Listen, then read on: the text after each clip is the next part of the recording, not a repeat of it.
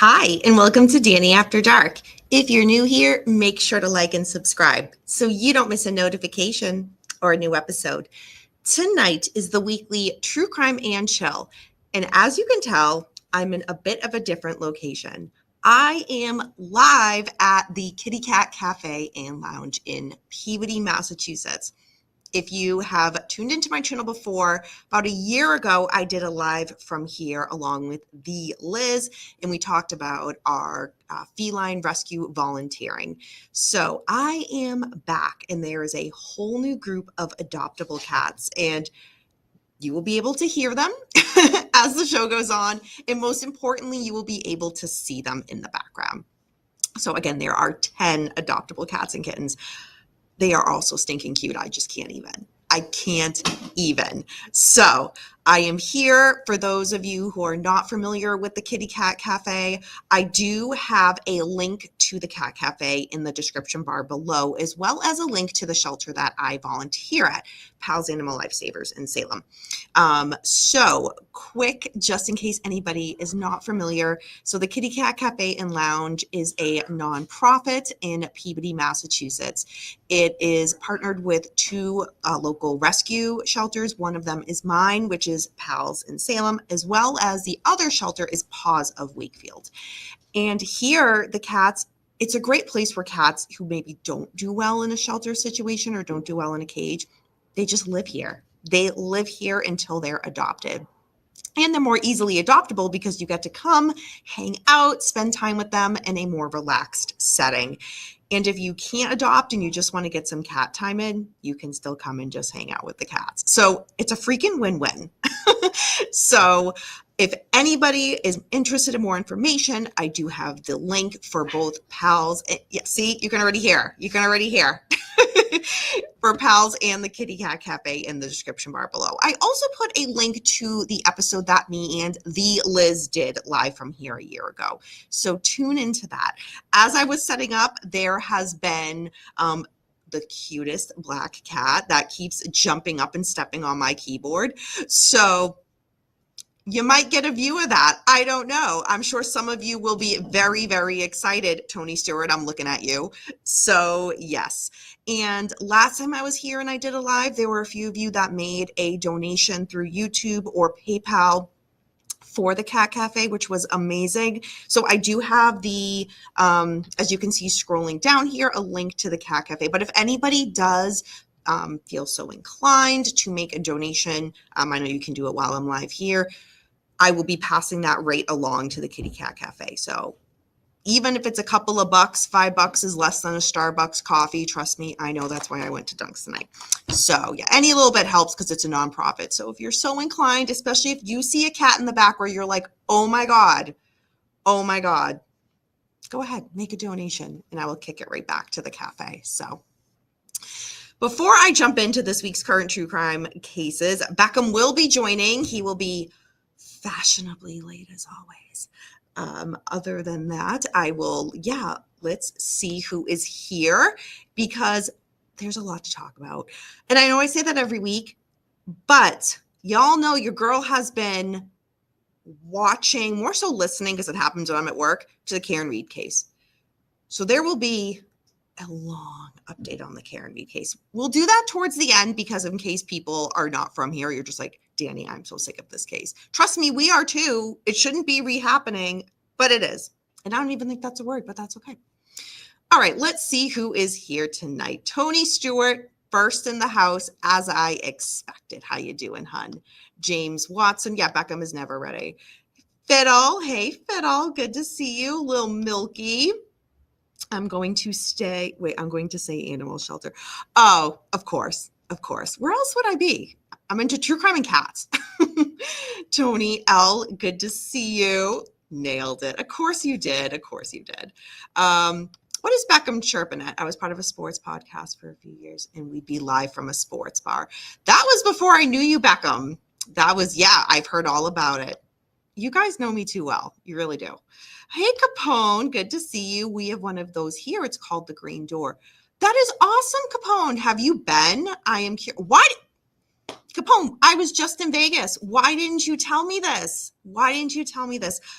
I would have made extra time. If you're like, Danny, I know you are jet lagged from your travel, but after we hit up the Mob Museum, we have to go to the Cat Cafe. Like, Capone,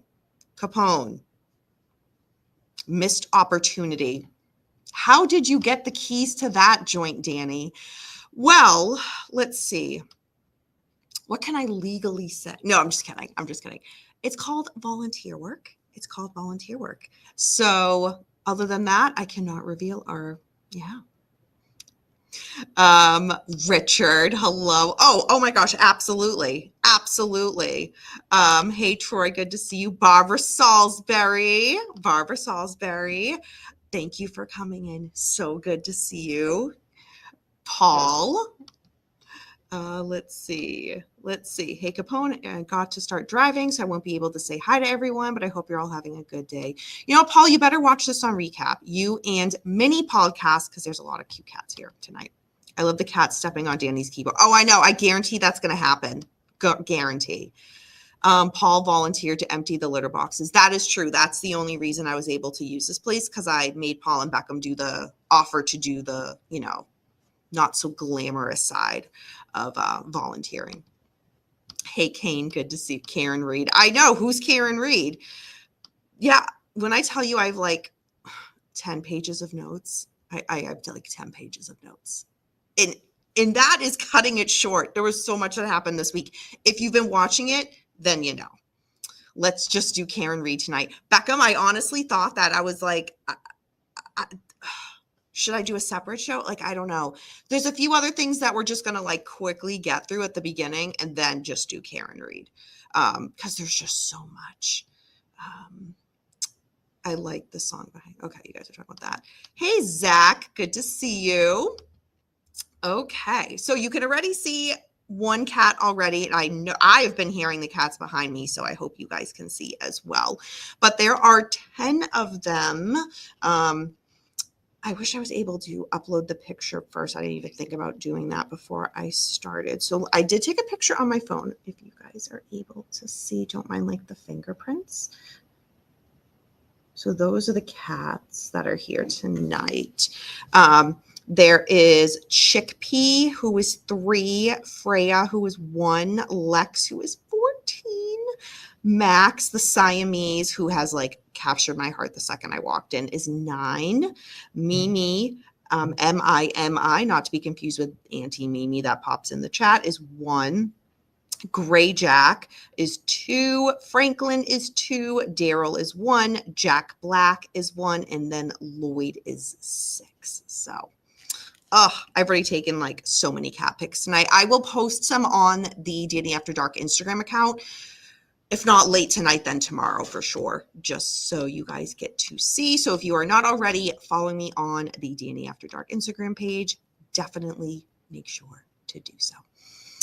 Other than that, earlier this week, I'm just trying to get the administrative stuff out of the way. Earlier this week, if you missed the episode, I did a live talking about my vacation where I went to Sedona, the Grand Canyon in Vegas.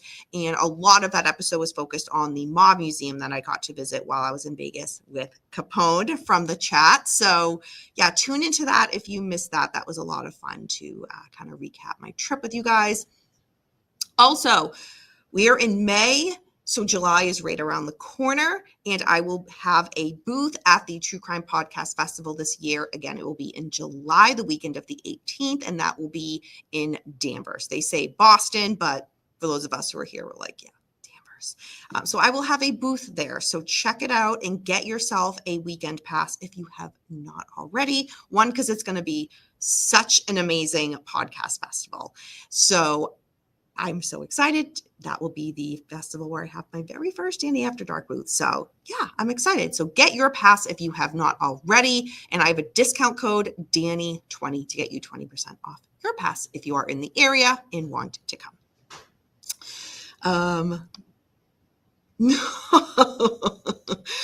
I know. I come in here and they're already named. You know what? I can pass it on to the powers that be that suggest the name Tony for a cat. I have no say. What is this? Meet Miriam doing her yoga. Gotcha. Thank you for that, Lil Milky.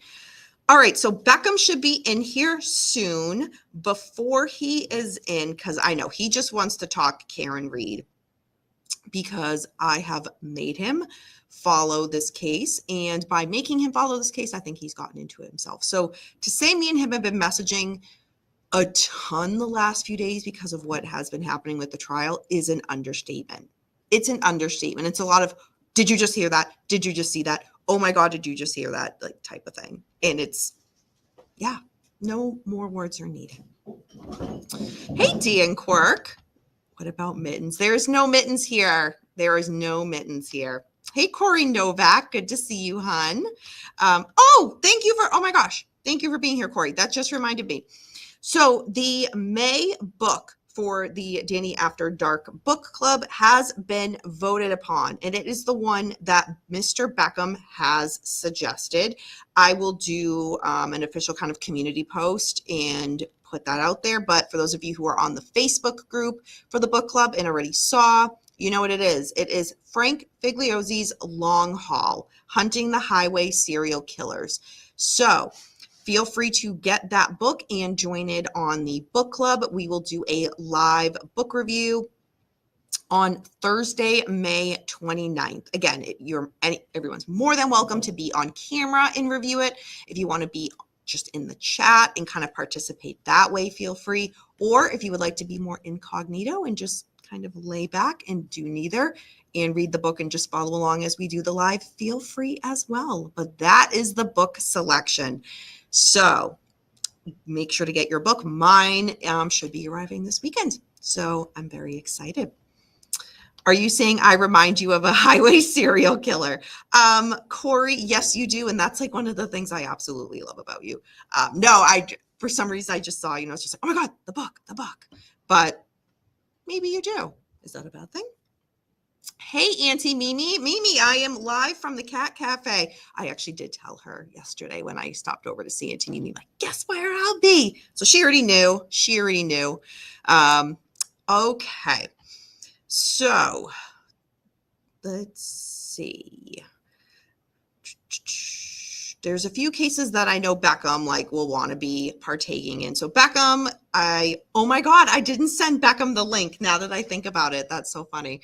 Here I'm like, oh, please come in a little late. Yeah, totally forgot to send it. So yeah, let me do that now. And while I do that, there will be one case that I will talk about with you guys, and then the rest we will continue with Beckham, because those are ones that we have talked about together for the last several weeks, and I know he has a lot to say about that. So, all right, let's paste that. All right, Beckham, link has been set. You are all set to pop in when you are free. So the first case, and we actually have not talked about that here yet, is Jordan Henning. Are you guys able to hear this in the back? It's like, oh my God, the cutest. I'm like obsessed. I'm so obsessed. Jordan Henning. So that has been happening for a bit now, but we haven't talked about it on here, but I have been kind of from a distance following that case. So there has been a conviction. So Jordan Henning, he has been convicted in the death of his wife, Ashley Henning, in their home on June 26, 2023. He's officially been sentenced to 20 years in prison after a jury found him guilty of first-degree manslaughter. So a little bit of background, if you have not been following this case, Jordan is a former U.S. Army service member, and Ashley was also a ranking officer in the military. On June 26, 2023, was actually Ashley's 37th birthday. The couple had a small party at their home, and there is actually Nest video camera footage that detectives were able to use with this case. And that footage from the inside of the home showed Jordan and Ashley arguing as they were cleaning up after the party. One of Ashley's sons ran to a neighbor's house for help because the couple was arguing as they were putting away a slip and slide. That neighbor, Jimmy Watts, testified that Jordan threatened him and put him in a headlock when he just tried to intervene, and this resulted in Jimmy fleeing and calling 911. So both the prosecutors and the defense both agreed that Jimmy's departure was kind of the tipping point that kind of put Jordan over the edge, and that resulted in Jordan grabbing a gun from the upstairs bedroom and pulling it on Ashley. Jordan testified that he feared for his life because he had heard Jimmy say he was going to go get his gun. However, his allegation about Jimmy doing that from another witness is actually denied, that was actually never said. So that footage showed Jordan shooting Ashley, his wife, 4 times, going into another room to reload his gun, and then returning to the kitchen to shoot her 1 more time. And then he spit on her body. I know, like horrific. Prosecutors argue that he harbored, quote, hatred in his heart, end quote, for his wife over their strained relationship, and they relied on home security footage from inside the home, again, as I had mentioned. Jordan testified in his own defense. He told the jury that he, quote, broke, end quote, during a fight with Ashley after allegedly enduring years of abuse from her. His defense claimed he suffered from an extreme emotional disturbance that impaired his judgment. Just a side note, so this is in the state of Kentucky, and, quote, extreme emotional disturbance, end quote, can be used as a defense that reduces a murder charge to manslaughter. I actually did not know that before this case. I had no idea. So again, Jordan was found guilty of first-degree manslaughter, and he's been sentenced to 20 years in prison, which was actually the maximum sentence for that offense. He must complete 85% of his sentence before he's eligible for parole consideration. However, Jordan will also stand to face a military court for Ashley's death because, again, he and her were both members of the military. So that is where that stands. So has anybody else been following that, or is that kind of new to you? Let me know, and we will go on to the next from there. I'm like half checking out my notes, half like seeing what's going on in the back. I'm in heaven right now. I'm absolutely in heaven right now. Let's see. Just want to make sure I'm caught up with you guys in the chat. Is that noise the cats or the raccoons on the roof? Yeah, it's the cats. Hi, Kathy. Good to see you. Beckham, you are now in the green room, but you weren't when you posted that comment, and you know good and damn well. Bring Beckham in. Oh, for Christ's sakes. All right. Mr. Beckham, how are you tonight? Hey, what's up, man? How you doing? I am good. So, yeah, when you came to visit, we were not able to squeeze in a visit from the Cat Cafe. Disappointing. Right. Disappointing. Yeah. I know you came to visit in October because you wanted the Salem Halloween experience, and we didn't hit the Cat Cafe. So I think the trip was a wasted. Do you know how many times I've told the John Adams story? Like all the time. You tell it to me you mean Sam Adams? I mean Sam Adams. Sorry, yeah, Sam Adams story. I tell it all the time to people. You tell it all the time to me, and I was there. So I'm like, if you ever go to Boston, you need to go down. Like, it was downtown, right? Like downtown. Yeah, I was like, you need to go downtown, walk around, and then, and do the whole cold, Samuel Adams thing. So. Across the street from a cold Samuel Yep. Adams. I literally told that to somebody like either earlier this week or late last week. So. Mm-hmm. And did they just shake their head at you and be like, "Why?" They're like, "Oh, that's kind of cool." Everybody thinks it's kind of cool. You better not be telling people you made that up. That was the driver of the duck tour boat that we did. I'm like taking credit for the joke. I'm like, "Hey, man." God. Corey Novak, I might time you out for that. Beckham, what's up, you Italian stud? What's up, man? That's my buddy right there, Corey. I know. I'm so jealous you got to meet Corey Novak. Corey, hey, Corey, you know what I literally thought yesterday? Or was it, when did you show me that Auntie Mimi had a sticker of mine? Yesterday or the day before? Yesterday. I visited her after work. So yeah, I was like, I can't, and I had found some stickers like a while back. Mm-hmm. I was like, man, I literally could have given Corey some when I saw, when I got to meet with him. So you can always mail him one. Yeah, but there's not a post office by me. That means I have to. You could always sign it for him. You have no idea how big Houston is, dude. I've been to Texas. I'm fully aware. It is huge. Oh, it was like I was actually talking to somebody in law enforcement today about the statistical murder rates in cities, and like because as big as Houston is, Mm-hmm. it's like one of the top one or two because of the size. So and murder per 100 or whatever per 100,000 people, right? Yeah. The statistical, yeah. So I was like, that's crazy because I had no idea before I moved here how big it was. So. Mm-hmm. Well, Corey got to experience it a little bit. yeah, that was awesome that you and Corey got to link up for sure. Okay, so James Watson has a cat related question, and that makes my heart so happy. So, how do they serve the cats at the cat cafe? Oh my God! I actually read that as like, how do they like service and care for them? But you're being fresh. Oh my God. James Watson. Yeah, there are some cat fights going on in the background right now. No, but for those, so to answer that, is that a cat to your left? Yeah. Or is it okay? I couldn't tell. Yeah, on a cat tree. Okay. Yeah. No, so just to answer that in the way that I thought it meant, James Watson, you were horrible. So there are volunteers. This is all volunteers. So volunteers come and they take care of the cats and kittens that live here. Again, they live here until they're adopted. That's why, you know how I do my constant like volunteer. Yes. So if maybe like, because some people are like, oh my God, volunteering at a shelter is too sad, which I say, get over it, do your part. It's amazing. Like it's rewarding. It's amazing. Something like this is different, but it's still volunteering and contributing to your community. So if y'all have a cat cafe in your area, check them out and say, hey, can I volunteer? How can I help? Yeah. That cat is chill right there. Mm-hmm. That cat has a black collar with spikes on it. Oh my gosh, so cute. That cat has been just chilling there since I got here. So what, like, I mean, what did you give it? Like, what is it called? Catnip? Yeah.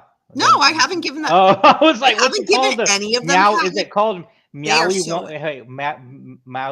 What is it called? Maui-Wana? Meow-Wana. Yeah, whatever. Yeah. Yeah. No, they are. I came in and they are like full. It's what, 9:25 p.m. here. I wonder if they smell the other cats on you. I made sure to wear a clean set of clothes so that it doesn't have any, like, it's not like I was like lounging in the house with my cats before I came. And with that being said, I have a change of clothes when I get home so that so my cats don't smell other cats on me. I do that when I volunteer, actually. I always have a fresh set of clothes so they don't smell any of the, yep. I'm super aware of that. Oh my God, totally. That black cat is totally chilling. So cute, so cute. All right. So now that Beckham is here, because we got jealous cats. So we have a lot to unpack about Karen Reed, but there's a couple other ones. Karen Reed. Hey, Charlie Auntie here at the cafe was, everybody loved Charlie. Auntie We're going to get to Mimi's Karen Reed closer to the end because that's going to take so long. But in a little Manson family related news, Bobby Beausoleil. Dude, yeah. Oh. Yeah. So Robert Bobby Beausoleil, who a parole board had recommended that he be released on parole, that was ultimately overturned. And one guess Did you know that they invented the word gigolo because of him? Because of Bobby Beausoleil? Yeah. He got all the chicks. I mean, look at him. I don't know. To give credit where credit is due. I was just adding depth to your story. I don't know. Y'all know. Look up that man. For someone who has been in prison for as long as he has, look up his picture. To give credit where credit is due. He's a very good looking man. Don't agree with the murders he did, but very good looking man. All right, so Gavin Newsom, governor of California. Hey, it's one guy's hairdo versus the other guy's hairdo. Christ. Sorry, go ahead. So we all kind of knew that Gavin Newsom was going to overturn it because that's just what he does. But very interesting, he didn't overturn Leslie's. But Gavin made a statement, so I'm going to read it. And I was thinking of, like, I'm like, well, I read it. I mean, I thought it was okay. So I'm sorry. I thought no, go ahead. I read his statement. I was sitting there thinking it was like a legitimate, like, you know, hey, he literally sat down and wrote it out or gave it whatever. And Shelly was like, no, he does that. That's his his stamp statement. It's like on everything. And I'm like, really? I'm like, oh, okay, I didn't know. Yeah, so it's like I thought he literally sat down and like wrote it out. You know, and then no, he has people that do that for him. Or whatever. I literally thought it was from him though. But so the statement read, quote, I am required to give great weight to the diminished culpability of youth as compared to adults. The hallmark features of youth in any subsequent growth and increased maturity of the prisoner when reviewing the parole case of who committed their crimes when they were under the age of 26. Mr. Beausoleil committed this crime when he was 21 years old. At the time of the crime, Mr. Beausoleil demonstrated hallmark features of youth, including immaturity, aggression, impulsivity, susceptibility to negative peer influence, and inability or lack of desire to extricate himself from disadvantageous circumstances. These factors diminish his culpability under youth offender laws. I have examined the record for evidence of Mr. Beausoleil's subsequent growth and increased maturity since his life crime. He has been incarcerated for more than 55 years and has made efforts to improve himself in prison. He earned a GED, completed 2 vocational programs, participated in self-help programming, maintained a positive work history, and enrolled in college courses. Under elderly parole laws, I must also give special consideration to whether current age, the amount of time served, and any diminished physical condition reduce risk for future violence. Mr. Beausoleil is now 77 years old. He was diagnosed with lung cancer in 2021 and underwent surgery to remove the lung. Currently, Mr. Beausoleil's health is stable. The They disagree with this overturning. I thought you dropped something. No. I was like, what did you drop? No, we got some So the evaluating psychologist found that Mr. Beausoleil's physical condition does not meaningfully impair his functioning, and cognitively he did not exhibit any signs of experienced age-related decline. In April 2019, I reversed Mr. Beausoleil's January 2019 parole grant based on his lack of insight into his substance use and his underlying motives for his antisocial and violent conduct. Since then, Mr. Beausoleil engaged in additional programming to address his risk factor for substance use relapse. I commend him for taking these steps and encourage him to continue on this positive path. After assessing Mr. Beausoleil's record and giving great weight to the relevant youthful offender factors and special consideration of the elderly parole factors, I conclude that these mitigating factors are outweighed by negative factors that demonstrate he remains unsuitable for parole at this time. Mr. Beausoleil played a significant role in the first of the Manson family's notorious murders. Mr. Manson, Mr. Beausoleil, and other Manson family members tortured Mr. Hinman for several days after he refused to provide money for their planned apocalyptic race war. Yep. Mr. Manson sliced Mr. Hinman's throat and severed his ear. Mr. Beausoleil let Mr. Hinman bleed out for 2 days before Mr. Beausoleil stabbed Mr. Hinman and smothered him to death. Mr. Beausoleil has not sufficiently addressed his insight deficits. We're almost done, folks. While Mr. Beausoleil accepts responsibility for stabbing Mr. Hinman, he has still not adequately articulated the internal processes that led him to engage in such extreme violence. Mr. Beausoleil tends to minimize his conduct and the injuries that Mr. Hinman sustained during the final days of his life. Mr. Beausoleil's inadequate insight is further demonstrated in his November 2024 letter to Mr. Hinman's niece, in which Mr. Beausoleil tends to portray himself as a victim. During his parole proceedings, Mr. Beausoleil has continuously attempted to separate himself from Mr. Manson and the Manson family. Mr. Beausoleil told the panel, quote, I want as much distance between me and Mr. Manson as possible, end quote. However, Mr. Beausoleil has repeatedly chosen to participate in interviews related to the Manson family and their crimes. The psychologist wrote that, in my opinion of this evaluator, Mr. Beausoleil has experienced adulation from others in prison and in the community. And this experience has likely contributed to the maintenance and personality traits that have made it difficult for him at times to understand some of his attitudes and behaviors, and that can be problematic. If released on parole, Mr. Beausoleil will have to pro-socially manage challenges resulting from his notoriety. He must demonstrate improved judgment and coping skills in this area. I encourage Mr. Beausoleil to further develop self-awareness into victim impact and develop the skills he will need to appropriately manage and mitigate his notoriety. I've considered the evidence in the record that is relevant to whether Mr. Beausoleil is currently dangerous. When considered as a whole, I find the evidence shows that he currently poses an unreasonable danger to society if released from prison at this time. Therefore, I reverse the decision to parole Mr. Beausoleil. Thoughts, Beckham? Well, I just thought it came from, like, he literally sat down and wrote that, and that was an official thing. But I mean, I don't know, man. There's just a lot of different feelings about it, thoughts on it. You're gonna have different sides to it. How people see, how people feel about what do you call it when you, what's that word? When you go through the whole system. Rehabilitation.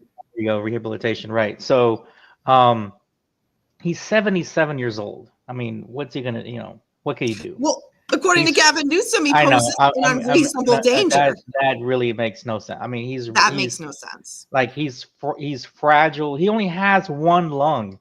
He's a fragile old man that, what's he gonna do? Like, seriously, who's he gonna hurt? So, I don't know. It's really, I'm wondering, like you said, you made a point earlier, like, why deny him and approve what was her, Leslie, right? Yeah, Leslie, like last year or a year and a half ago, whatever it's been now. But again, he's almost 80 with one lung. I mean, come on, what are you trying to prove here?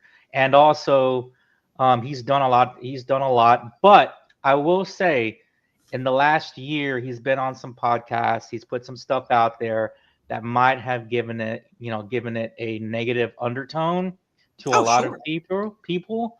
It might have kind of swayed the decision. Maybe I don't know. But if anything, that might have been what swayed it the other way. So yeah. So Tony's saying let him go home. Capone is saying you can miss me with the youthful offender bullshit. Kane's saying 55 years. He's old, man. He's really old. Yeah. Two things can be true. You can, like, I feel like Gavin Newsom, regardless, he was not gonna let the parole happen, let him be released. Just say, yes, he's made all these changes. I don't think he's not going to be a danger to society at 77 years old. Don't put that in there in the statement, right? That's why I was blown away by what he said. I'm not going to do it. He was part of the Manson family. Just get to the point.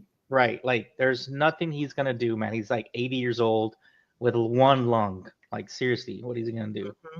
And y'all know I am harsh with my thinking. Like, Lude, a teenager could just shove him and he'd fall over. Yeah. You know what I mean? Like, what's he gonna do? Like, nothing. Like he's a frail old man. If you saw him, you would be like, oh my God, you probably would even be scared to touch him because he's so frail. I guarantee you, he's with a one lung. Yeah. I know. I am very much on revenge. Kathy's saying I agree. It's time to let him out. We knew Gavin Newsom was going to do this. We knew. And I feel like this was a long statement and there was a lot of, he's done this is great, blah, blah, blah. And then you get to I'm like, okay, I can see where you could say he lacks the inside of this, or based on recent statements, he's still I can follow that line of thinking. I'll give you that, Gavin Newsom. But to say he poses an unreasonable danger, that makes at this point, right? I don't agree. Right. I'm not saying let him out, but I don't agree with that last statement. So. Right. But it is totally what it is. And I don't even think he'll ever get I mean, I don't know. Can there be a board, or can there be some a redeterm, not a hearing that can overturn No, it? he's the ultimate. Okay, all right. Yeah. Well, It just I thought that's what with Leslie, but Leslie, I thought there was a hearing that overturned it. There was a court. she appealed to the Supreme Court. There you go. Yes, you're right. Sorry. So I think he might have to do that if he wants to get. I mean, what else you got to lose? Oh, at 77 years old with Right. one lung, Yeah. Right. nothing. Right. Nothing. And if he does file an appeal, we will definitely keep you. I think James. California is far away from that. There's no, dude. They're letting people just ransack stores for under $1,000, and just so many stores are closing in California throughout the state, and it's all on it. Yeah, I see what you're saying, James, but there's no way this is going to make him look any tough. California is just embarrassment right now to the country. I'm going to say that because it is. I mean, but yeah, that's a whole nother conversation. That's a whole other conversation, but that I don't. Yeah, he's not looking tough to anybody. And I just want to give credit where credit is due. Shout out to Bo from cielodrive.com. He posted this, as well as if you go to cielodrive.com, he posted the full statement from Gavin Newsom as well. So go over to Bo's website for not only just more information on this if you want to follow it, but for all of the other resources that Bo posts on cielodrive.com, which is amazing. We love Bo. Love, love, love Bo. So thank you. So let's move on to Karen Reed. Okay. I'm sorry. 2 more quick things. Calm P. yourself. Diddy. P. Diddy. P. Diddy. Oh, you're gonna bring him up? Am I gonna bring him up? Yep. He is here waiting to make an appearance to proclaim his innocence. Yes, he is Puff Daddy live from the Kitty Cat Cafe and Lounge. No. So the trial for Puff Daddy has started, and it happened on Monday. When I say the trial, jury selection, and we knew that was going to be a process. It has been quite interesting because there have been major setbacks information put out, but what the potential jurors have been asked. And of course, not only the state, but the defense has a lot of questions for him. This is a very high profile case. So getting the right jurors in place for both sides is key. So potential jurors, they have been said that they've been repeatedly asked if they, a family member or a friend, have been a victim of sexual assault, sexual harassment, or domestic violence, and whether they or a loved one has been charged or accused of such crimes. Another question they're being asked is, have you communicated to others, posted your opinion on social media, online, or liked any social media posts about Mr. Combs? If so, when and where did you post or state your opinion? Prosecutors asked about their feelings of law enforcement and experiences with the government. The defense team wants potential jurors to describe the music they like and their opinions about the hip hop and rap music industry. One thing to note that's of interest is the defense. What is so funny? James is getting a little hot under the collar there. Oh, James has such a crush on Karen Reed. He's just like, James Watson, cool yourself. Like, we'll get to she her. She doesn't have to even say nothing. She could just lay there quiet. I'm like, dude. James Watson, cool James, did you happen to catch all the text messaging going on? Beckham, we are going to get to the text messages. Slow it down. I know. There's a lot. Just to wrap up P. Diddy. So the defense team's proposed questionnaire also suggested they want to know if jurors are open-minded to alternative sexual lifestyles. Keep in mind that makes sense because what the defense is trying to argue is that this was like all the freak-offs, the swinging lifestyle was consensual. It was consensual, right? I'm sorry, look at the Cassie Ventura tape. Does that look consensual? But I digress. We will see. So the jury was set to be seated today, in opening statements last I checked are actually going to start Monday. So this will not be televised live. So we're just going to have to get the recaps and kind of breaking news updates as the day goes on. Again, it will not be live, but I am so curious. Well, I'm sorry. Well, the prosecution took a hit, no pun intended, today, or not today, but the last couple of days. I don't know if you heard, but One Go of ahead. key witness number 3 was going to do a tell-all, let her face be shown, put her name out. She was going to testify. And guess what? She's missing. Yes. They can't find her. Dude, the one thing that I asked is for the prosecution to do to make they were quiet. They haven't said anything. I thought they were going to come in like full force, and now they can't find one of their key witnesses. And it's like, why didn't you protect these people, man? Dude, I would have put U.S. Marshal Service on them. Hey, we're gonna put you here for like however long it takes. We will spend the money to protect you and your immediate family. You know, I mean, this is that. Like I said, they took a huge hit in the last couple of days, and like I said, no pun intended, because I don't know if she's missing because you know what I mean. I don't know if she's missing because of a possible hit, or she's scared Like now, or second thoughts. right, exactly. So they should have protected her. They should have spent the money. They should have approved the budget, all that kind of stuff. I mean, all that kind of stuff to make sure that she made it to testify. But I'm surprised they didn't. Man, they do this all the time. Yeah.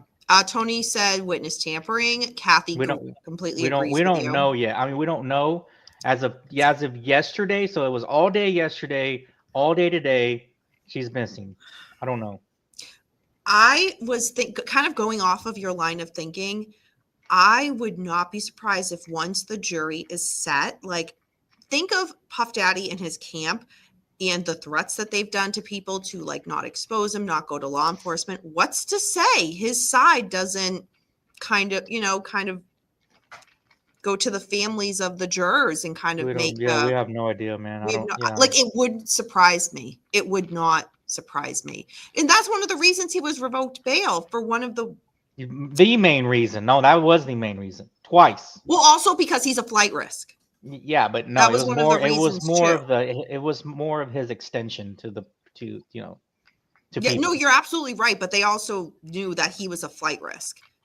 You know, Roman Polanski, anyone. But yeah, let's hope that this woman is found and be able to testify that she is safe first and foremost. Because if she had a change of heart, you can work. I mean, that sucks for the prosecution. Oh man, but if she's legit, something happened, that is scary. Because other witnesses who are ready to testify are going to be like, "Oh my god." Well, and why are they not protecting anybody? That's what I want to know. I'm talking. This is just not a witness on like the list. Oh, she's like number 55 or no. Yeah. This was like one of the top 3 witnesses, if not number 1.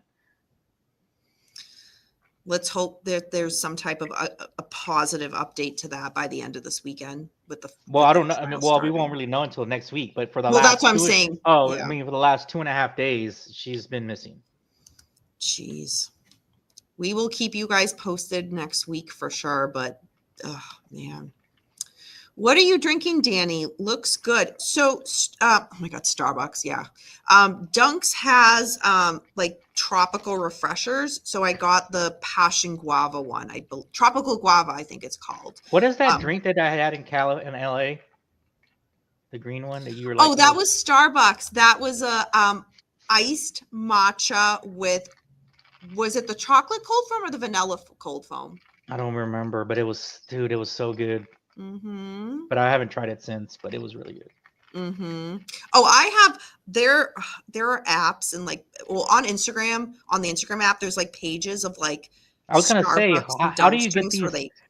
How do you get these secret drinks? Like, is there like a list that comes out and stuff? There's Instagram pages where people will be like, hey, I went and I asked for this, check it out. And it's like they customize it and post what it is. Right. And then I'll see it and be like, oh my God, that looks good. But I have slowed down on that because, I had to. It's not good to go like twice a day. It is not good to go like twice a day. Yes, it's not coffee per se, but like. Dude, I drank their Amara. I didn't know. This was like a decade ago, but like the Americano. it wasn't on the menu, and somebody told me about it, and I ordered their Americano, and I was like, oh man, it was like, boom. It was like times 10. Have you ever drank it? Or is it too strong for you? Too strong? No, you know the type of coffee drinks I drink. No, yeah, you're just like a dude. coffee. You're sugar first. Yeah, and that's why I have had to cut back, because Danny was having 4 Starbucks drinks a day. I was not having 4. They. Did you have one before the museum? Yeah. Did you have one at the museum? No, I don't think I didn't have any in Vegas. Because they have like a concession that's a lie. stand. I had one in Vegas. They have a concession stand. That's one of my favorite things to do in life. Is wake up, go downstairs, get a Starbucks coffee, and just walk the casino. Yeah. And drinking the coffee. Stop. So, okay, Tony Stewart makes an excellent point. If the whole prosecution team doesn't realize the lengths P. Diddy and crew will go to change their mind on witnesses, better wake up. Tony Stewart, you were spot on. Right, but I figured they were on this. Like, they hadn't said a peep. There hadn't been nothing out, and I was hoping they were going to be ready. To me, this just means, like, y'all are not ready. They're not ready, dude. I don't want to say that, but I was like, come. How do you lose a witness, man? One of your top 3 witnesses. Let's hope unless she had a change of heart. She had a change of heart. That's different. But it doesn't sound that way. I know. It doesn't sound like they know where she's at, and she's just having a second, thought on it. I know. Hopefully, we'll have some answers either way by the end of the weekend, because the prosecution is trying to find her. Yeah, dude, for real. That is where their focus is. They got people on the streets looking for her, man. Like legit. So we will keep you guys updated. Again, last I checked, opening statements were supposed to start Monday. So we will see. I don't think they're ready. Are they? I don't even think they're ready yet. I don't know. I mean, I'd be surprised if they start Monday, but if they do, they do. So the other case, and then we will get to Karen Reed, Brian Kohberger. So Dr. Kathleen Ramsland. So if you do not know who she is, you've been living under a rock. She was actually at CrimeCon in Nashville last year, and I met her, got her new book signed. Who did? What do you mean, who did? I met her. I mean, Dr. who are you talking? Oh, okay. Sorry. No. So she's a well-known and respected author. She's also a professor, renowned forensic psychologist.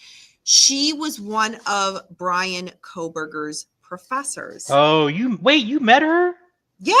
I didn't know you met her. CrimeCon last year. Oh, because she put out the book "Serial Killer's Apprentice" on Dean Coral Watts. I didn't know you met her. Yeah, I stood in a long ass line to meet her, dude. And she's so nice. Yeah, so I tell you, everybody goes to CrimeCon. I know, but it just didn't click. I was like, holy smokes, man! Like she's the one that taught him or whatever, right? Like she was one of his professors. Yeah. Yes. She also co-wrote a book with BTK, Dennis Rader. Oh, I wonder if she has nightmares now because of this whole thing. Not nightmares, but you know what I mean. She hasn't said a word. And we all know I can't say for sure. We know she's probably under a gag order, let's be honest. Yeah. But anyway, so she actually recently challenged claims that was posted in a recent article about her and Brian Kohberger. So the article was published in an online newsletter, airmail by Howard Bloom. The article suggested that Kohberger committed the University of Idaho murders to impress Dr. Ramsland, right? Yeah. Professor. Mm-hmm. She denied key claims in that article. One of them was denying that. Another thing she denies was that she had, quote, no email correspondence with Brian, quote, Kohberger, end quote, while he was at Washington State University, and has not been in contact with him since his arrest. She went on to say, quote, I called his parents as a gesture of kindness, but I do not advise them about the case. I did not call them hours after the arrest, end quote, as Bloom in his article claims. Dr. Ramsland also denied the claim that she discussed a book deal with Brian Kohberger's sister or that she had brokered anything regarding any type of legal representation. In response to Dr. Ramsland's denials, Howard Bloom acknowledged the error regarding the email correspondence, but he defended his overall theory as a, quote, hypothesis, end quote. Now, typically I would not bring up something like this because it's like this Howard Bloom guy. I mean, he's just putting a lot of just like, let me just throw everything against the wall and see that sticks. So I don't believe any of this shit. The only reason I'm bringing it up is because Catherine Ramsland has not said a peep about this. And this is her first time making a statement of some kind. So I wanted to get her words out in this, but I had to say his in order to do so. So that was it. But I'm curious if she will be called at his trial. I wouldn't be surprised. That would be wild. Oh my gosh. Is the microphone picking that up? Yeah, I can hear it. Yeah. Okay. Did the cat fall? Oh. No, jumped off the tower.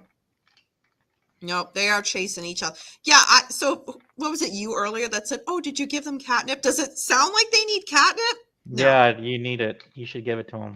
Oh my God, Lord help me. Meowie wanna. Yep. Okay, Wolf is saying, Beckham, that guy I watch in another channel provided without a doubt that the one car was not Brian Koberger's.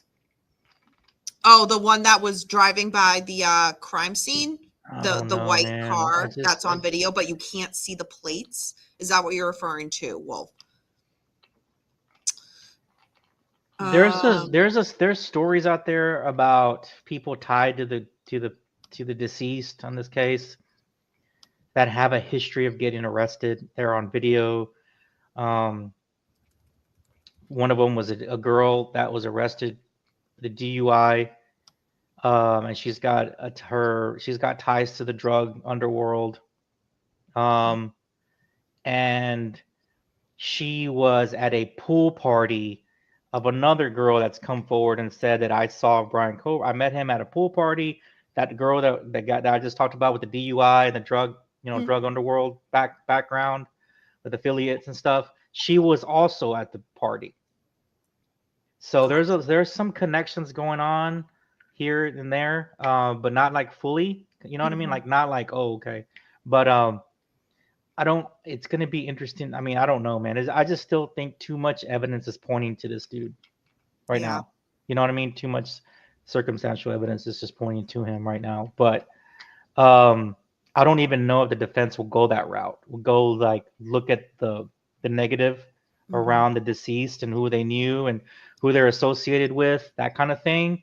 I don't even know if they'll even go to that route. But it's risky because you don't want to slam the victims, but a lot of cases do. Yeah, I don't know. Their job is to protect their client. It'll be interesting to see what their strategy is, because I know they're trying. They got the whole. He's not bipolar, but he's what do you call it? Antisocial? No. Learning disability. He's got autism. Autism. So okay, they got that through. So that's the most they'll get through. I don't think they'll get anything else through. But maybe since they got that through, they'll move around with their strategy. They got 3 months to go before they're ready. August. Yeah. So I think, like I said, I think they wanted to get that autism thing. They got that out of the way. It took them a while to get that through, but in the meantime, there's been all kinds of stuff coming up against Brian Koberger too. Right? So there's been more circumstantial evidence against him, but it is interesting, Danny, that, like I said, there's been some associates of the deceased that have been arrested within the time and have also association to the drug underworld, basically. So that there's that.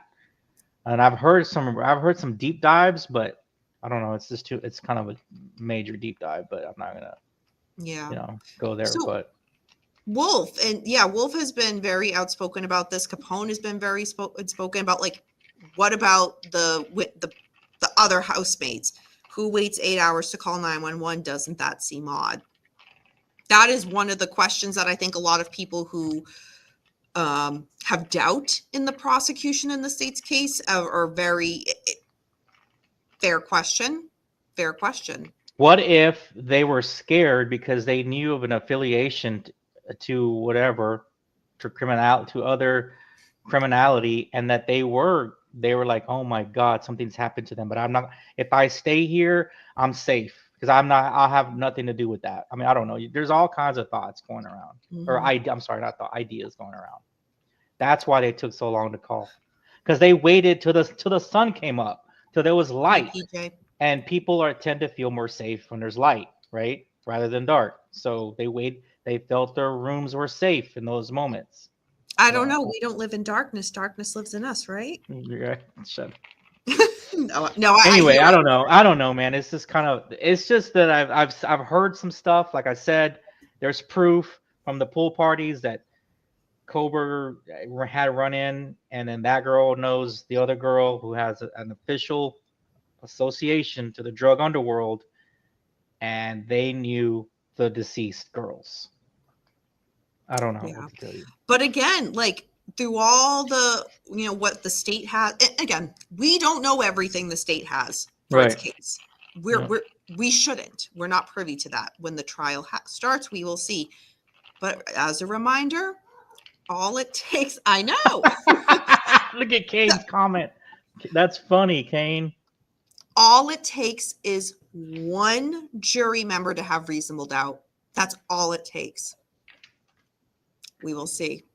We'll see. It's just hard. I just go either way. I know, but I can't get over his DNA being there.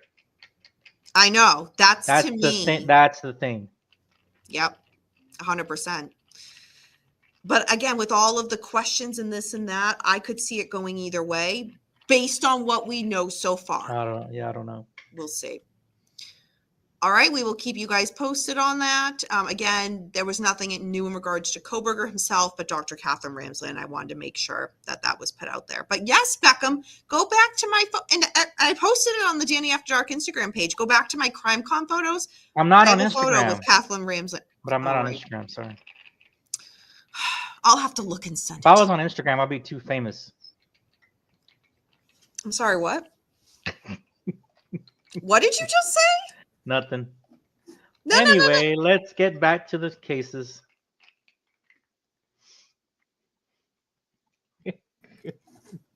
Ridiculous. All right. We are now at Karen Reed. Beckham, we're going to start. I gotta say one thing. Well, I don't know. I'll let you. I don't know. I was going to go in order. I don't know where to start, but we're going to go in order. Wait, who wears black Nikes like the ones that they presented in the court? If Karen Reed was dating a guy with shoes like that, come on, man. Now, the Nike shoe that was found in the snow was a little bit more stylish than the ones that they presented. And they don't even know where they got those shoes. Don't get me started on the shoes, man. Let's rewind. We're going to start at the beginning of this week. When I'm going to go through each witness that was on the stand and just like the briefest in a nutshell to lead up to the past 2 days, Yuri Buchanek has been on the stand and he will be back on Monday. And what's his name?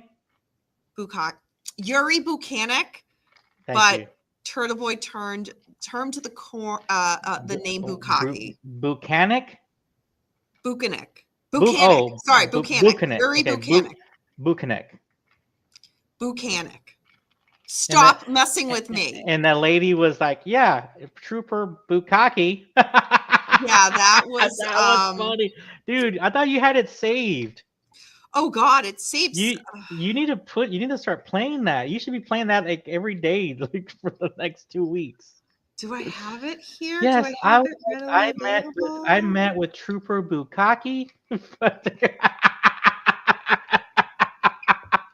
right, Beckham, for you, I will pull it up.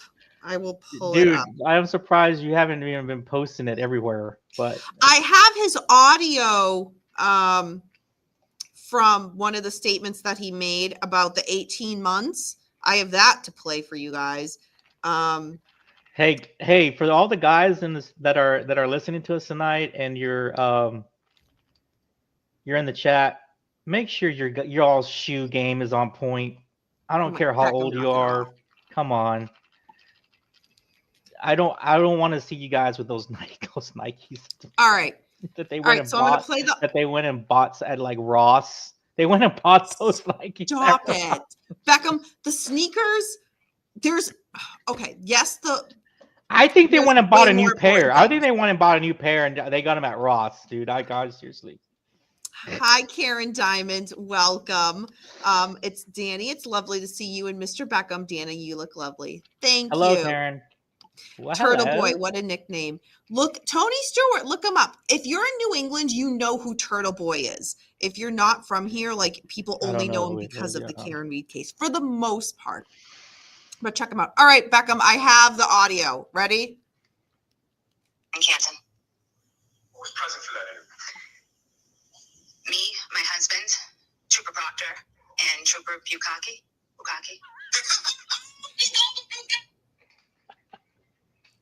Do we need to hear that one more time? Yeah, play it one more time. She says it like she knows it. Does everybody know what she's talking about in the chat? Beckham, you are not going to describe what that means, if that's what you're getting at. Everybody in the chat, 1, if you know what she's talking about. 2, okay, that's a fair question. All right. When did that interview take place? At my home in Canton. Who was present for that interview? Me, my husband, Trooper Proctor, and Trooper Bukaki.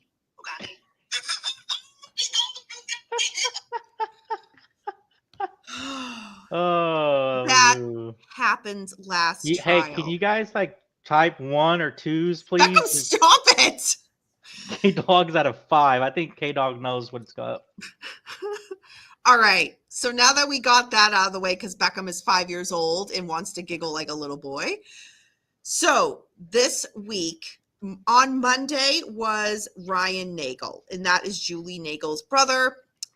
So in a nutshell, Ryan, his girlfriend, and his friend came to 34 Fairview to pick up his sister, Julie Nagel. 34 Fairview, for anybody that does not know, was the house of Brian Albert, where John O'Keefe's body was found on the lawn. So when Ryan Nagel came to pick up his sister, she didn't want to leave. She wanted to stay at the house and continue to drink and party. And Ryan said, I was not driving. My friend was driving. I was in the passenger seat and my girlfriend was in the back. The reason that this is relevant is because when he was heading to 34 Fairview to what he thought was pick up his sister, Karen was driving the same road. So she was driving at him. He saw Karen in the driver's seat. They got to the house around the same time. So he let Karen pull into Fairview first. He saw her brake lights, which he said were red.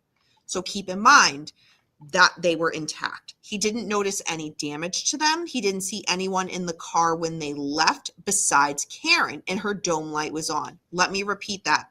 When Karen, because they got to the same house around the same time, when Karen went to leave, he says that was the only person he saw in the car, and her dome overhead light was on. So there was no man, John O'Keefe, in the car when she left. So where was John O'Keefe? That's the thing. What, depending on who you believe, was he? Which you would think if they were outside of the house. He was in the house. He was in the house. And she backed up and hit him. There's 3 people in a car waiting on his sister in the house. They wouldn't have seen that. They wouldn't have heard that. That makes no sense. Right. And again, Ryan Nagel was called for the state. Yeah. So I think that's telling. Heather Maxson went next. That is she was Ryan Nagel's girlfriend at the time. They are no longer together. She was in the car. Wait, are you going through the whole week, or are you going through the main points? Oh, I thought we were talking about going today. in order. I'm sorry. That's why I brought up the shoes. My bad. Because you don't listen to me and you don't read the Google Doc I sent you. No, I didn't look at that. I don't have it up. Sorry. Yeah. So you sent it to me like 5 minutes after the show started. I sent you the link to StreamYard. I added you to the Google Doc yesterday. Okay. At this point, you can apologize, but That's it's okay. Just go ahead. Danny's true crime book in a nutshell. Oh my gosh. Kane, I would never write a book, but that would be the title. Danny doesn't wear robes anymore. I know. Remember my early days when I wore the robe and was in the dark? Yeah, that was fun. Did you ever get embarrassed by checking out true crime books at the library? One, I don't go to the library. I ordered them all on like Amazon and because I thought that was funny that Kane posted that earlier. But no, I would like back in the day. No, I always went to usually Barnes and Noble. Borders books was big where I was when I grew up. Yeah, I have no problem just going and checking them out. I don't give a shit. Mimi, does anyone know where Auntie Mimi? We're gonna get to the dog. There's little information, but we're gonna get to Chloe. So again, Heather Max and Ryan Nagel's girlfriend, who was in the back of the truck, she said she saw Karen's car coming at them because again, they're both heading towards Fairview and coming at each other, going to turn. Heather says before the car turned onto Fairview, so before Karen's car went first, she saw a female and male in the car, which would mean John O'Keefe was with her. She's saying, I never saw anyone get out of the SUV. I never saw anyone go to the doorway of the house. But she acknowledges when Karen Reed left, she saw a female in the driver's seat, but noticed the male was no longer in the car. So that's what we got with that. Sarah Levinson went next. She is one of Brian Albert Jr.'s friends. So a reminder, Brian Albert was the homeowner of 34 Fairview. Then there's Brian Albert Jr. Sarah Levinson's one of the friends. She was in the house that night. She was there all night until 1:30 p.m. She testified 1:30 a.m.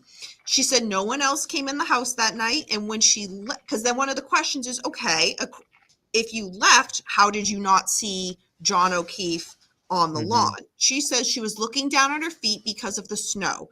When she left with Jen and Matt McCabe. They're the ones that gave her a ride home.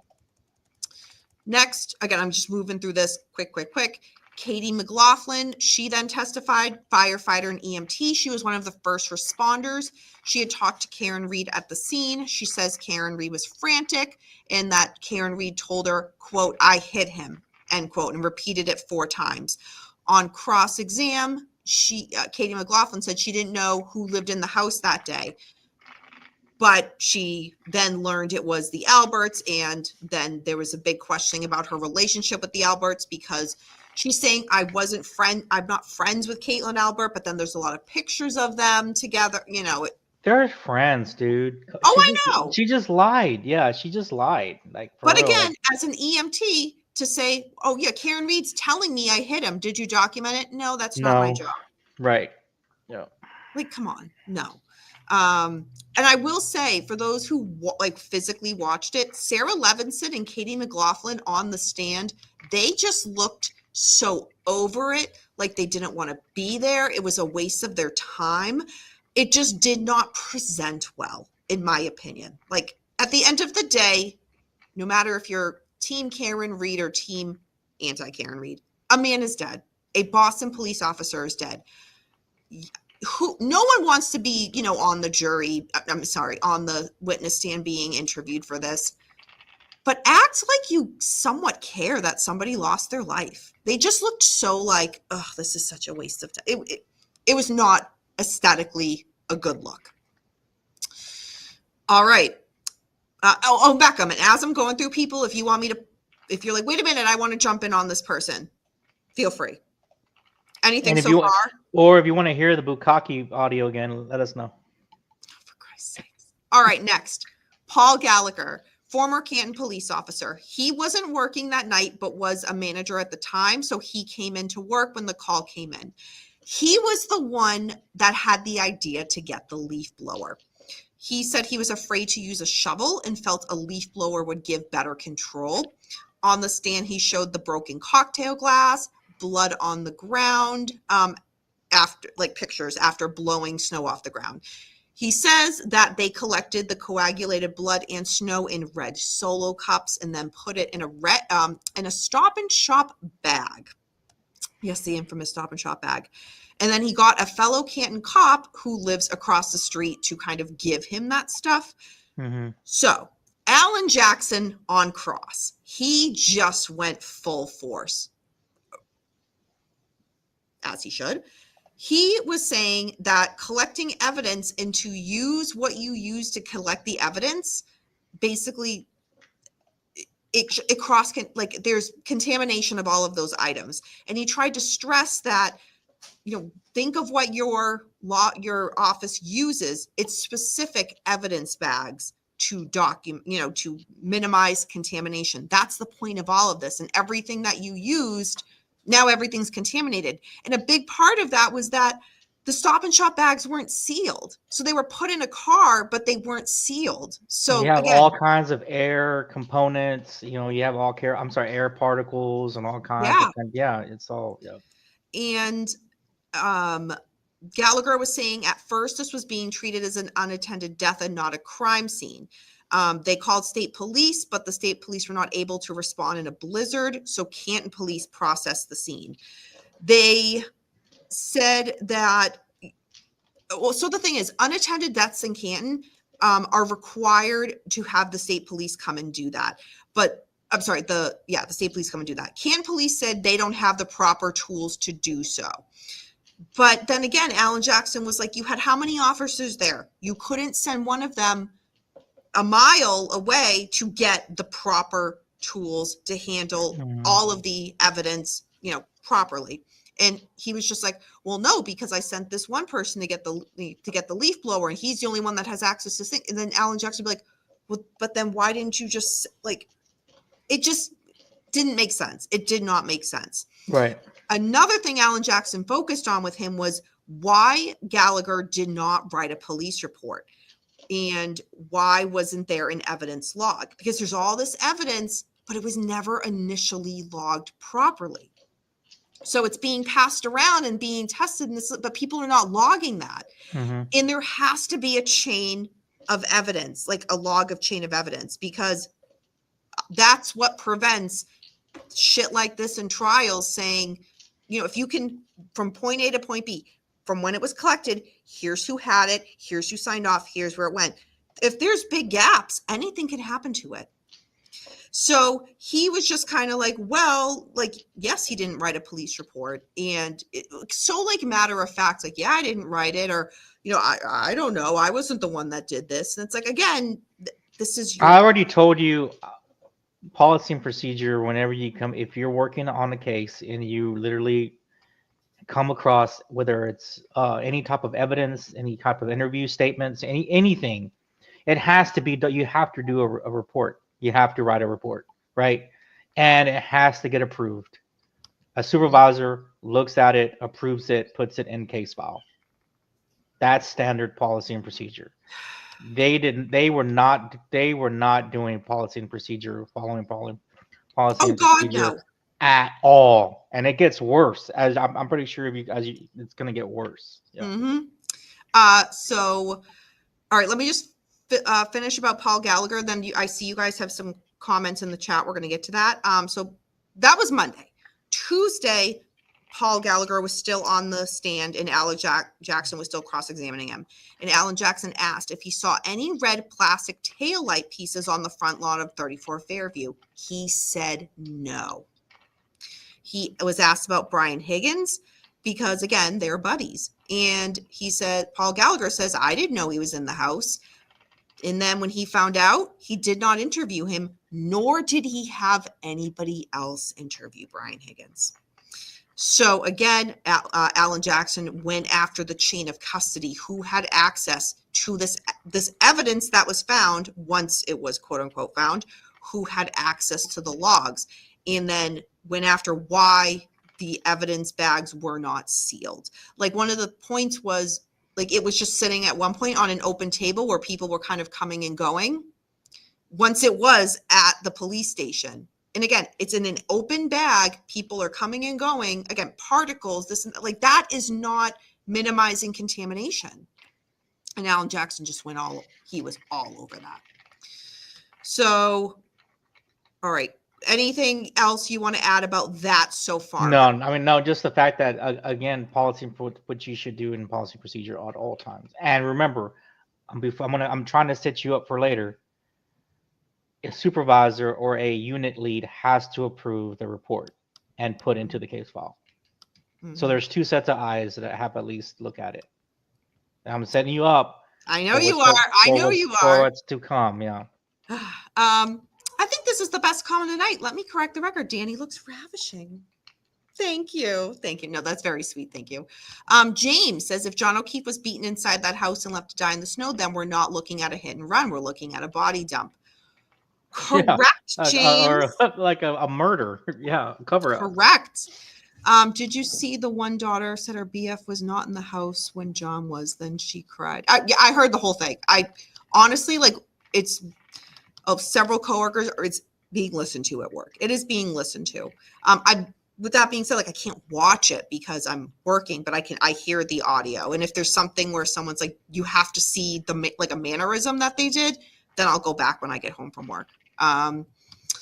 Let's see. I saw a comment today, K-Dog, said the Alberts had a very productive yard that produces. Sorry, it took me a second to get through that. Thank you, Tony Stewart. You were so sweet. Blizzards are but okay, that's one of the things we're going to get to is the snowstorm, because it's very relevant in regards to the taillight pieces. And so we're going to get to that in a little bit, but thank you for bringing that up. Let's see. Okay, you guys are talking about live bands, which is cool. Very cool. The Eagles. Yeah, I wish I saw them. All right. Here we go. Carrying on. Robert Gilman also took the stand, a meteorologist. This was the one person. So Adam Lally, who was the prosecutor in the last trial, so he's still there. Yeah. But Hank Brennan's the kind of special prosecutor this time. So Adam Lally, just for the most part, if you watch, just kind of sits there, pushes the pen, takes notes. It's just sad. But he got to interview Robert Gilman on the stand. And I messaged Beckham as soon as that happened. I'm like, Hank Brennan was like, sit there, let me do the work, but I'll give you this one guy.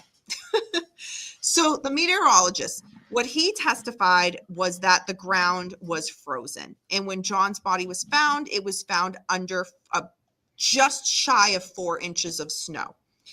That was really the only thing that was relevant to him being on the stand, to be perfectly honest. Nicholas Garino, he was back on the stand. He's been on the stand before already, and he read text messages that were sent from Karen to John. So like those text messages and those voicemails that she leaves that night, she's pissed. And we all heard it last trial. We all read it last trial. He was back to read those again. So that's kind of where that was. And I believe that's the last time that he's going to be called to the stand. Again, he's been up there a few times already. So who, the meteorologist? I mean, he was crossed. So I mean, yeah, but what is he just going to tell you that the ground's frozen? Hank Brennan thought he was necessary. He was not at the first trial, so he was a new witness for this trial. And Hank Brennan, let's be real here, brought him in. So, all right. Lieutenant Charles Ray, Canton police officer, testified. He said he was the one that did a wellness check that morning on John O'Keefe's niece and nephew because he thought they were home alone in the house, but they weren't there. And what was shown was his dash cam footage when he arrived to John O'Keefe's house around 8:30 a.m. that morning. He stated when he arrived, he saw that Karen Reed's taillight was already broken. So do with that what you will. Next, Lieutenant Kevin O'Hara, Mass. I don't believe it. You don't believe it? Nope. All right, Beckham. The footage that we saw, like they showed some footage. Is it the best quality? No, but there's also a blizzard happening. So like, that's the thing. There's a lot of footage that gets played this week. a lot. And a lot of it is not the best quality. So just kind of keep that in mind if you do go back and rewatch it on like Court TV or any other kind of news, crime and law, things like that. Next was Lieutenant Kevin O'Hara, Mass State Police Trooper. He was in charge of the CERT team, which is part of evidence search teams. He did a sweep around 5 p.m. of 34 Fairview, that area where Mr. John O'Keefe's body was found. And that was 5 p.m. the night after the body was found. Tully was the one who made the call to them. They used shovels to turn over the snow. What Kevin O'Hara testified was they found 6 or 7 pieces of taillight. They also found a shoe, and that shoe belonged to John O'Keefe. What he said was, and Beckham, I really want your thought on this. A man in a black hoodie came out of 34 Fairview for about 10 seconds, stood around, and then went back in. He did not interfere with the investigation. Gee, I wonder who that was. No shit. You guys got this. All right. Thanks, guys. That was some like. Oh, man. We could go on and on and on about that, but it's just like, again, like, not that he'd be like, is that normal? When, like, I'm sorry, but if someone was dead on my lawn, I would be up in arms about, first of all, I'd be like, hey, man, hey, look, I had nothing to do with this. I'm making sure the police knew that. Second of all, that, hey, y'all need anything, I mean, you know what I mean? Like, you tape it off, evidence tape, whatever, crime tape, whatever you need to get this thing done. You know what I mean? That would be, it's your house. It's your yard. Mm-hmm. If you don't have nothing to hide. Right. And if that was you or me, I love how I just said you or me. You know good and damn well the police would have had a warrant and been in my house by 5 p.m. that night. If that was anybody else. Oh, no, it would have been emergency. It would have probably been like in the morning. But didn't for murders, it moves pretty quick. So. So next was Connor Keefe. Wake the judge up for a warrant. That's what you do. I'm just playing. Nope, not in this case. Nope. So Connor Keefe was next. Mass State Trooper. He showed evidence collected on the stand. He was the one who confiscated Jen McCabe's phone, which was added with consent, and he was present for John O'Keefe's autopsy. He was the only trooper that was present for the autopsy. And this whole point of like, yes, Jen McCabe consented to give her phone. Remember, at the first trial, we heard that she deleted a lot off her phone because she was told that she could. So that's a whole other thing. That really wasn't addressed here at this trial in regards to Connor Keefe, but it was just like, oh yeah, she consented and gave her phone. She had, Jen McCabe, I have nothing to hide. Then why'd you delete a whole bunch of stuff? It is what it is. Let's see. It's cold. Would you like some coffee or hot chocolate? Yeah, that's exactly what I'm saying. Yeah. Let's see. Is Demi? But you stay away. You stay a mile away from that. Oh, let them do their thing, man. Oh yeah, you don't want to interfere, but no. To be so all right, I'm gonna go back and put on Friends on TV. Like, what are you doing in there? What are you doing? Let's be honest. Yeah. All right. So next was Jessica Hyde. Oh yeah. What was she wearing on her head? I forgot. I think I had PTSD when I remembered her from the first trial. I was like, oh my God, I totally put her out of my mind. She kind of looks like she would be friends with the Liz. No. What? What type of is that? Don't tell the Liz the comment I just made. Don't tell her. She's going to watch this. For those who didn't watch Jessica Hyde in the first trial, she looks like she can play the flute really well. Beckham. She, oh my God, it was the best way to describe her. She is very smart. I will give her that. She's very smart, has her own company, very well educated. The downfall for me is she overly lets you know how smart and educated she is. And that's when it's like, oh, like we know you are. Stop. And it was painful. It was painful to listen to. So, okay. Jessica Hyde is an independent digital forensics expert. The programs that she used when searching Jen McCabe's phone was Celebrite and Axiom. She was the one who did searches from, I think it was 12 a.m. to 12 noon. She had like a certain window that she had to do searches in. So this whole house long to die in cold that Jennifer McCabe searched. And there's the whole argument of, did it happen at 2:27 a.m. before his body was found, or 6:24, where Jen says, I did it at 6:24 because Karen Reed told me to look that up. So what Jessica Hyde is saying is that the search House Long to Die in Cold occurred at 6:24 a.m., but it was on the tab that was pulled open at 2:27 a.m. So David Alessi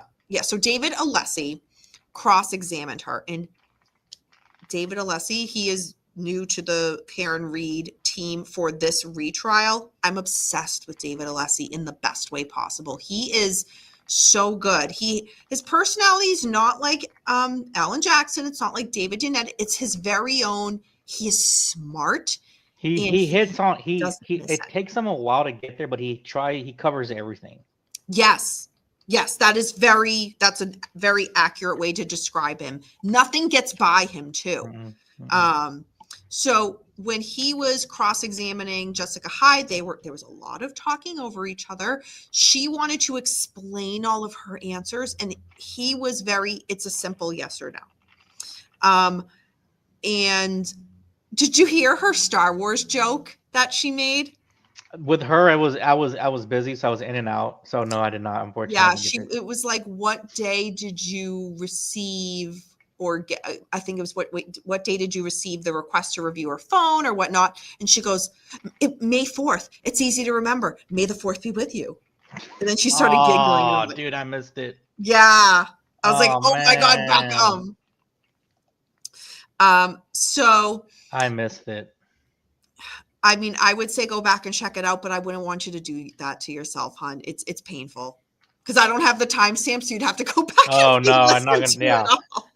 No, I can't do that. Oh God. So the timestamp, that one of the things that David Alessi was arguing, that Axiom, that program had the Google search still at 2:27 a.m. And that was a program that Jessica used. But then she's saying, well, no, Celebrite said 6:24 a.m. So David Alessi was really trying to be like, well, your own program is saying this, but you're not agreeing with it, type of thing.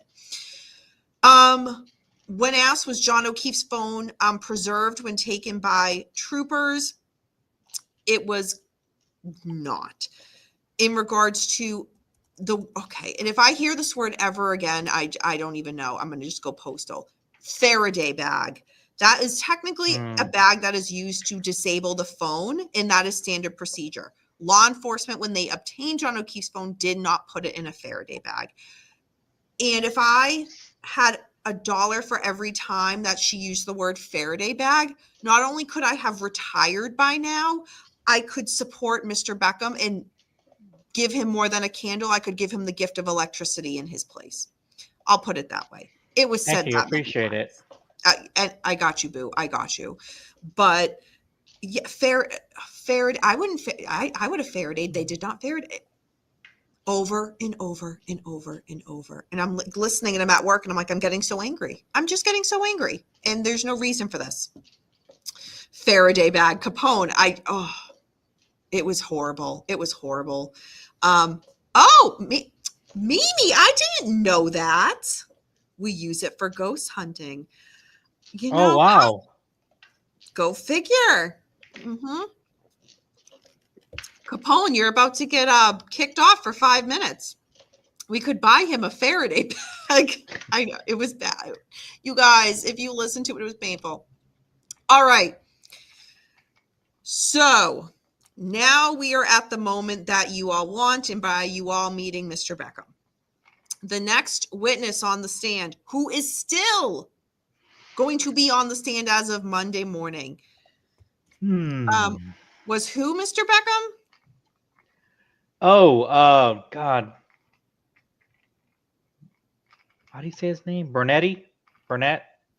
Buchanan? Buchanan. All right, just for you, one more time. Take place. At my home in Canton. Who was present for that interview? Me, my husband, Trooper Proctor, and Trooper Bukaki.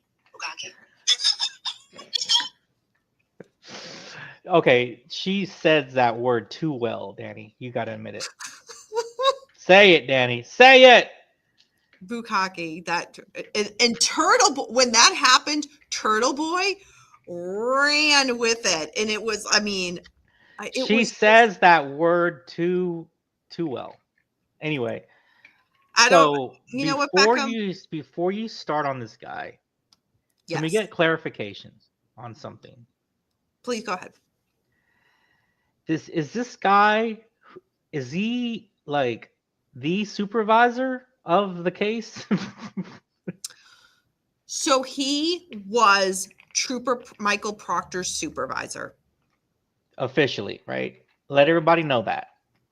So Before you go into it. Mass State Trooper, and he has been a different supervisor roles. He's been a detective for 10 years. And he was in the military before. Yeah. So, yes. But he was a supervisor. He was the supervisor. Okay.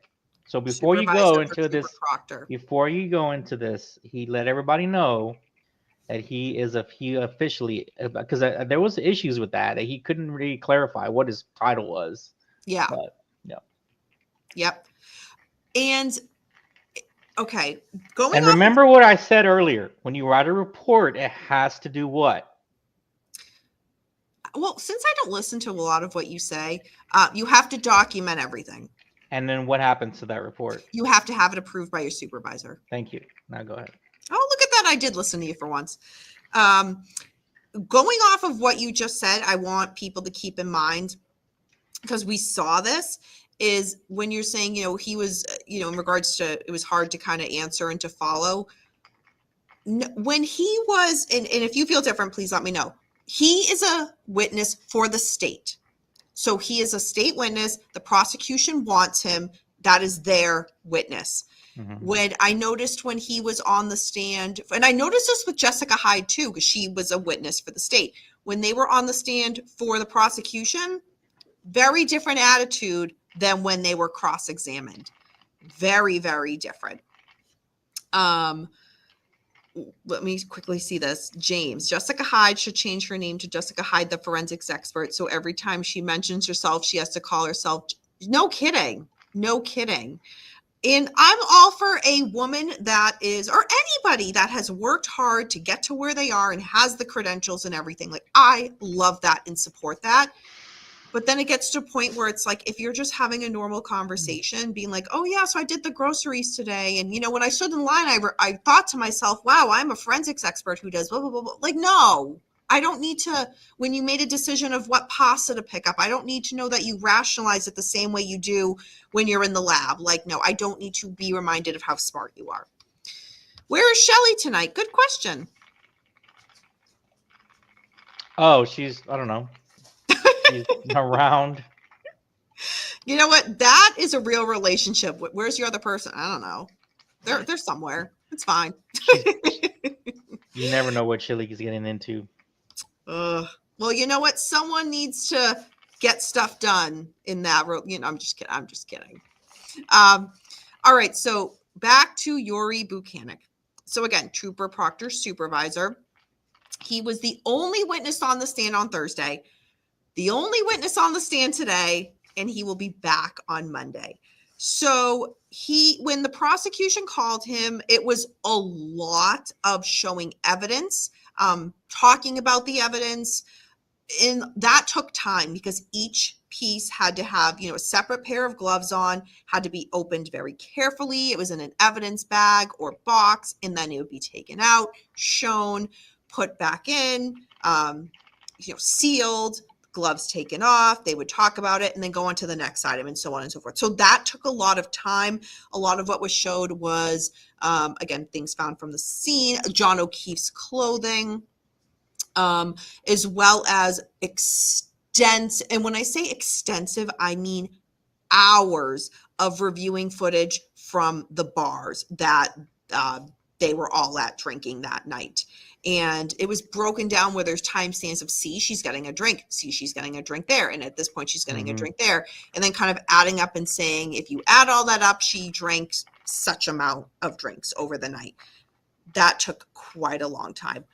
He also had to read the text messages from Trooper Michael Proctor from the group chat that, let me say, that he was in Beckham, as Beckham has been pointing out. Again, he is a supervisor, and these texts are coming in. And like, did you address it? Yes. No, you didn't. No, you didn't. At the time, you did not. So this is kind of where, and okay, let me just back up. There's a question now. They literally, what I couldn't get over is Jackson, was it Jackson or Yannetti that crossed them? Jackson did, but I haven't even gotten to cross. Oh, I'm sorry. Okay, go ahead. I'm sorry. Okay. No, it's okay.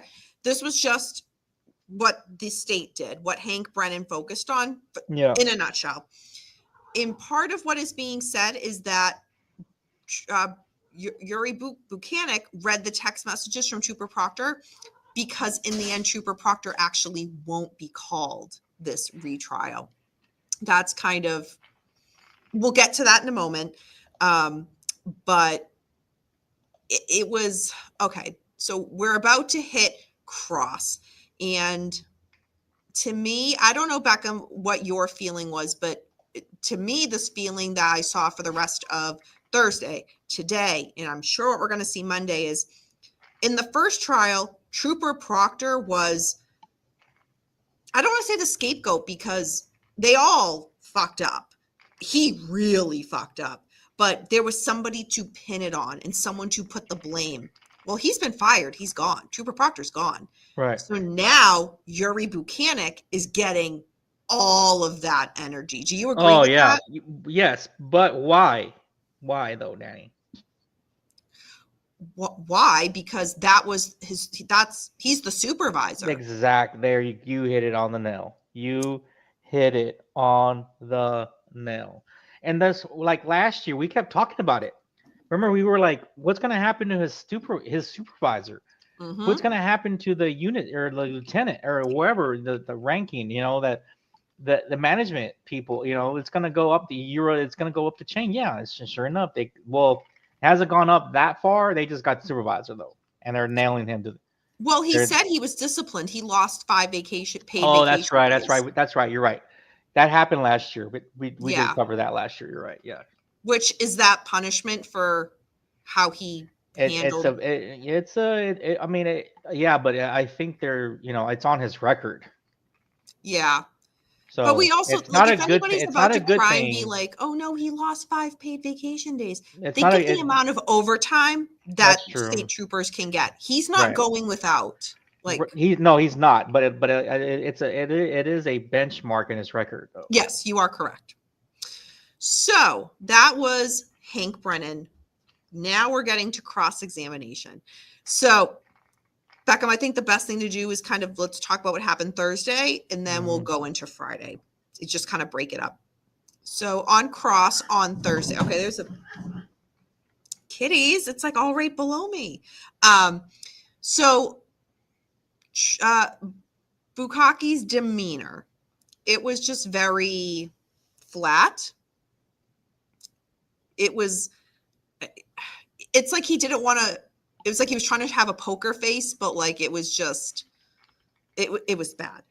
He would not answer just yes or no questions to Alan Jackson, and Alan Jackson on cross kept pointing out like all of these things, and I'll get to some specific questions in a moment, but Bukaki throughout was very, can I see the report? I don't recall.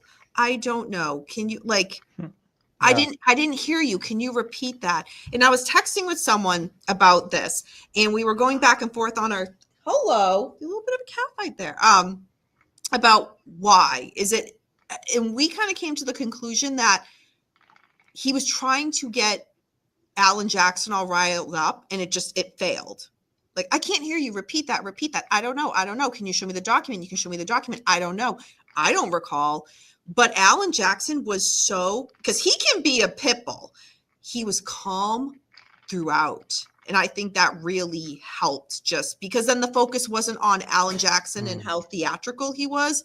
It was on Buchanan's lack of answering anything. Do you agree with that? Or yeah, and that's what I'm saying. Like, he does. I'm like, okay, seriously, dude, you are the supervisor. Why are you not answering the simple question about you being the lead and that Proctor, that you are Proctor's supervisor, right? And it went. What happened was they were trying to make sure about signatures on the what do you call them? Evidence bags. Yeah, Reports. that everything. There were, the report writing, whose signature was there, whose signature should be there, and it's like he just danced around it, and it was just I was like, oh my god, dude. He danced around everything. Everything, and everybody knows. I was like, dude, you are the supervisor. Everybody, the whole world knows you're the supervisor. Why are you not answering the questions accordingly? Yes. It was I don't know. I don't even know what to say, but if it's an embarrassment or you're just hiding something and everybody knows it. Listening today, I mean, which one are you gonna pick? Because it was bad. Yeah, my stomach was in knots today. Listening, I would have been like, look. I would have told him, like, look, man, or maybe not to use the word man, but I've been like, look, sir, like, we all know you're the supervisor. Like, I don't. Answer the question. Like, why are you? I would have made him look like an idiot. So, okay, let's before we get into like specifics that was asked, I was like, there's more to this. Is he trying to protect Trooper Proctor? I don't know at this point. Trying to protect Mass State Police? Is he that dense? Like, I don't know, and it's embarrassing because have you seen? Oh my God, A Few Good Men? Yeah, the movie, the Jack Nicholson in the very like, okay. I mean, was he not did he not run that base? Right. He told you he ran the base, right? And he stuck. I mean, he like stood by what he did. Yeah, in the movie, right? In the movie, yeah. This guy, dude, you're the supervisor. Everybody knows you're the supervisor. Everything would have gone through you, and he just dances around the whole entire questioning. And I would have made him look like an idiot. I would have been like, how do you have this job if you can't? Can you do the ABCs for me, please? Yeah. I would have just been like, how did you get hired? What were your qualifications for you to get the job if you can't even simply answer a question? I would have made him look like an idiot. K-Dog is spot on. Funny how they remember everything during direct, but can't recall anything during cross. Yeah, I would have literally made him look like an idiot. So is it? But okay, then I would have questioned. I'm sorry, real quick. I would have put his not credibility, but I would have put his in essence, why were you hired for this position? How were you hired? Because of what I see, I would have called him out because of what I see in front of me. You're not qualified. I would have said that. But it begs the question, and I've been saying this since the last trial. Wait, what are we talking about? The Karen Reed trial. Yuri Buchanan, also known as Bukaki, who maybe not called him out that bad, but I've been like, could you state the qualifications of your position? Or something. You know what I mean? Like, and he might have done that. I don't know. I might have missed it.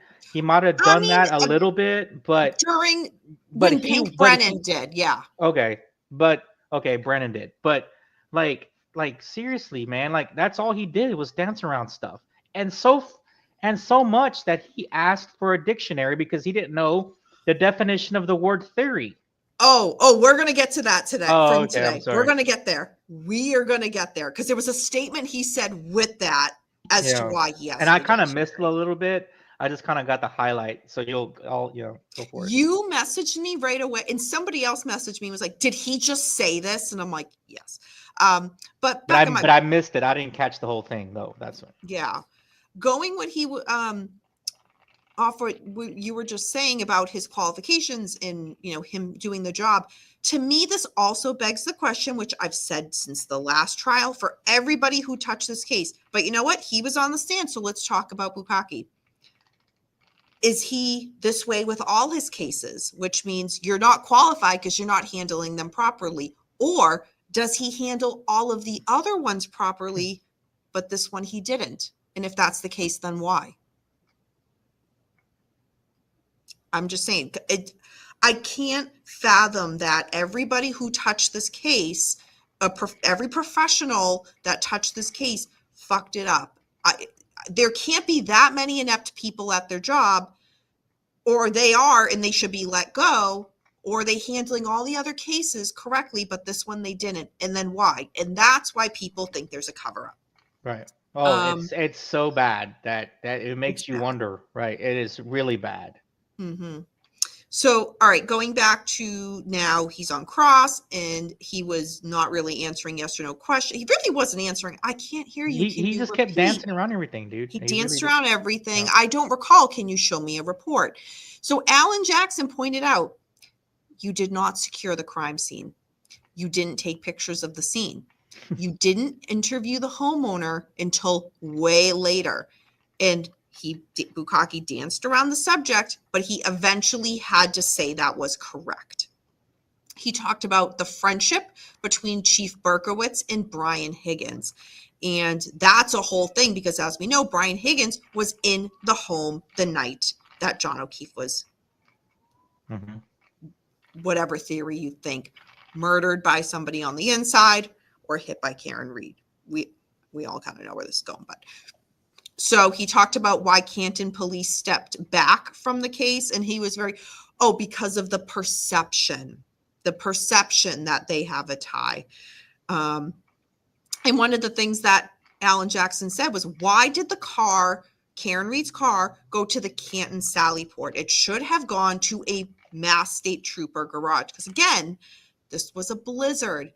They had to pass. I think, what did we talk about last trial, Beckham? Was there 3 garages that they passed? Oh, 3. Yeah, 3 different ones. State police ones, but they chose to bring it to the Canton police one.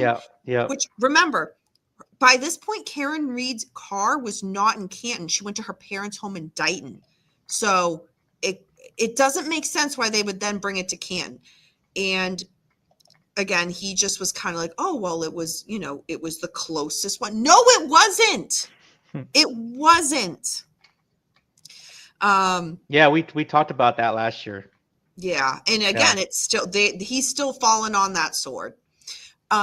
In regards to Trooper Proctor, I'm just skipping my note here, because Alan Jackson was really going in on that and was saying, was this case handled correctly? Was everything right? And Trooper, so Bukkake said that Trooper Proctor did everything right and with integrity. Let's just let that sink in for a second. Yep. I really don't think so. So, Alan Jackson had a binder with 13 reports / search warrants. Yeah, there you go. Search warrants. I'm sorry. That's what it was. Yeah, I couldn't remember. Oh, okay. Yeah, gotcha. Yep. And went through them with Bukkake. And again, so they are right in front of him. Mm-hmm. These are official, for the record, documents from the police. And how did he respond? How did Bukkake respond? I'm not sure if these are real. They're hard to read. I didn't sign off on that one. Are these photocopies? You wanted the documents. There's a binder. So again, that had to be presented to not just him on the stand, but to the state as well. Right. These are these are the reports, and he didn't want to acknowledge any of them. Nope. And they literally had to, for them to have been official, he has to approve them. Mm-hmm. Yep. So that right there, if you don't know what you have, how is this case even a case to begin with? Why were you even why were you even able to make an arrest or charge any? I'm sorry. Why are you even able to charge anybody? Yeah. So no, I'm like seriously. No, I 100% agree. If you don't recognize it, it's too late now. But you know, you don't recognize your caseworker or your case investigator, Mm-hmm. and you're the supervisor that approved the file to be on the case file, but you don't recognize it. Then what certainty did you have to make a charge, a formal charge? Mm-hmm. So to me, in Beckham, I know, like when this happened, I sent you the screen grab and I was like freaking out. So you know what I'm talking about. I'm going to play the audio. So, all right, Beckham, before I play the audio, let's have a quick little talk just in regards to how things happen in real life, if you will. You went to school for criminal justice. I went to school for psychology. In my line of work, and I'm sure in your line of work too, documentation is important. If you do not document it, very it important. did not happen. Right. And not just that, when you document it, it has to be like, you got to do it quick. You can't for me, it's by the end of the workday, if not right away. There's a timeline. There's a timeline. Thank you. There's a timeline. In regards to, so I'll take a step back too. Make it not as high pressure. You guys know I volunteer. I have volunteered at Palestinian Lifesavers since 2014. And we, as a nonprofit, get funding from, we do fundraisers and when I say funding, I mean, from fundraisers and donations and all that fun stuff. So follow with that. But as a shelter, we still have to follow Mass state law. And there's a point to this, I promise y'all. There's MDAR, so Mass Department of Agriculture. So they can pop in at any time and look at our files to make sure we're doing what we're supposed to do, because there's laws and procedures and protocols in place. When I am there for a volunteer shift and, I take all the pictures of the cute cats and stuff, I love what I do. I have to document. We have to document when we're there, when we leave, any medication, if there's medication like eye drops or something. And also stuff like, are they eating? Are they drinking? Litter box, every little thing. We have to document everything. And it has to be documented before we leave the shift. So, and this is just, think about it. If I have to, just in my volunteer work, document that a cat peed in a litter box, and it has to be done with a certain amount of time, you would think someone from a Mass state trooper working a case in regards to documentation, that there'd be even stricter protocols. Beckham, do you want to follow up on any of that? Oh, well, no. I mean, yeah, for sure. I mean, we have, like I said, you have to, there's policy and procedures for lots of things. It's important that everything's documented. It's important that the laws are followed, signatures are made, you got different sets of eyes on everything to make sure everything is crisp. Because when a case goes before the court, right, everything has to be done correctly, right? Mm-hmm. Everything does. In my line of work, it has to be perfect, Mm-hmm. So yes, there's different sets of eyes on it, just to make sure things are, done correctly, by the book, right? Follow the laws, and then things have to get approved. There's levels to approvals when you're doing work in a case. So it gets approved by a lead. It gets approved by a supervisor. In my case, there's a special agent in charge that gets approves everything. An assistant special agent in charge that approves it before it goes to the U.S. attorney. Then the U.S. There's a lot. There's a channel of validity to it, I guess, if you want to put it that way, or policy and procedure. So it's very adamant, very clear that a lot of the policy and procedure was not followed in this case. I mean, and we've talked about that with Proctor, but now you had his boss or his not his, I mean, you don't have to say his boss, his supervisor of the of this case, literally acknowledge the fact that we've been right this whole time and how despicable and how erroneous this case was worked and But handled. he didn't say, Beckham, he didn't come out and say, nope, we fucked it up. No, he didn't. He danced, but his again, lack of answers said right. that. But why? Is it that bad that you don't know what you're doing, or are you covering up for somebody or yourself? What is it? Which one is it? Because it's one or the other. Yes. Are you not qualified to do the job then? Mm-hmm. Or what are you doing, or why? Yep. And let's get to the rule. I mean, let's get to the shoes. Calm down. We're getting to the shoot. Beckham, you were so okay. James says Proctor was fired after being caught drunk on duty. Sounds like my kind of guy. So there was the issue of driving a police vehicle while drunk. I don't know. There's a lot. I think they got. I think he was the fall guy. This case. Yeah, he was he was not. It wasn't Dude, just that. There's a lot of. I don't want to get political. There's a lot of people that lost their jobs in the last 3 months. And I'm talking about the government level. A lot of hardworking people, honest people that lost their jobs. And then you got these doofuses doing this stuff over here, and they should not have their jobs. Proctor got fired. Could he appeal it and maybe win the appeal? Oh, he is appealing, yeah. I mean, or I'm just saying he could win the appeal because that's what happens.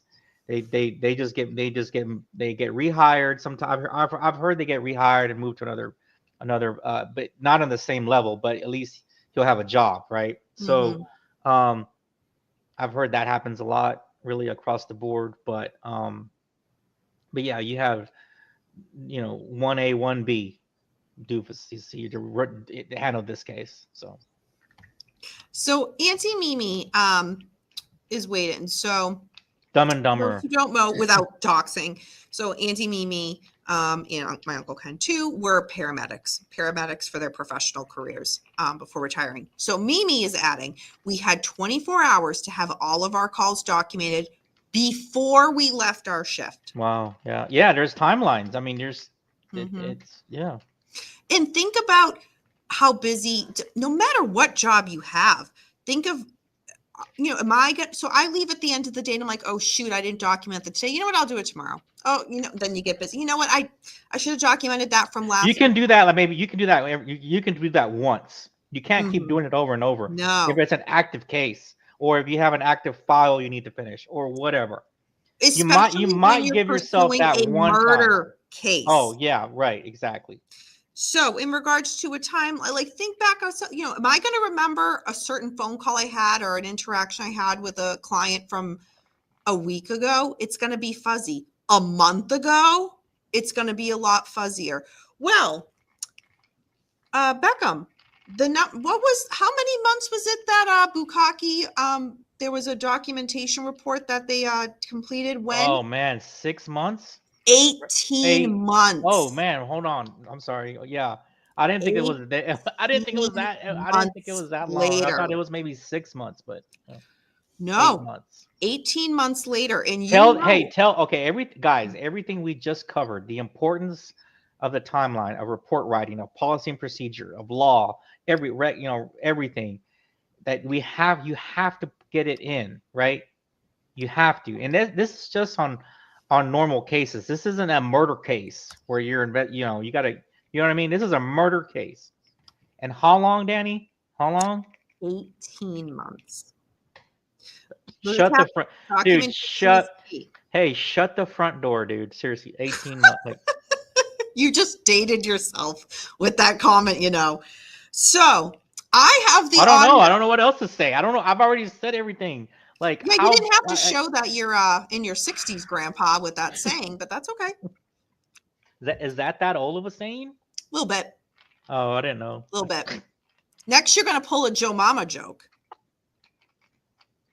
Nah, they don't do those anymore? No, they don't. That's why I'm saying next you're going to say that. What? Isn't this the hip thing kids are doing? So, all right.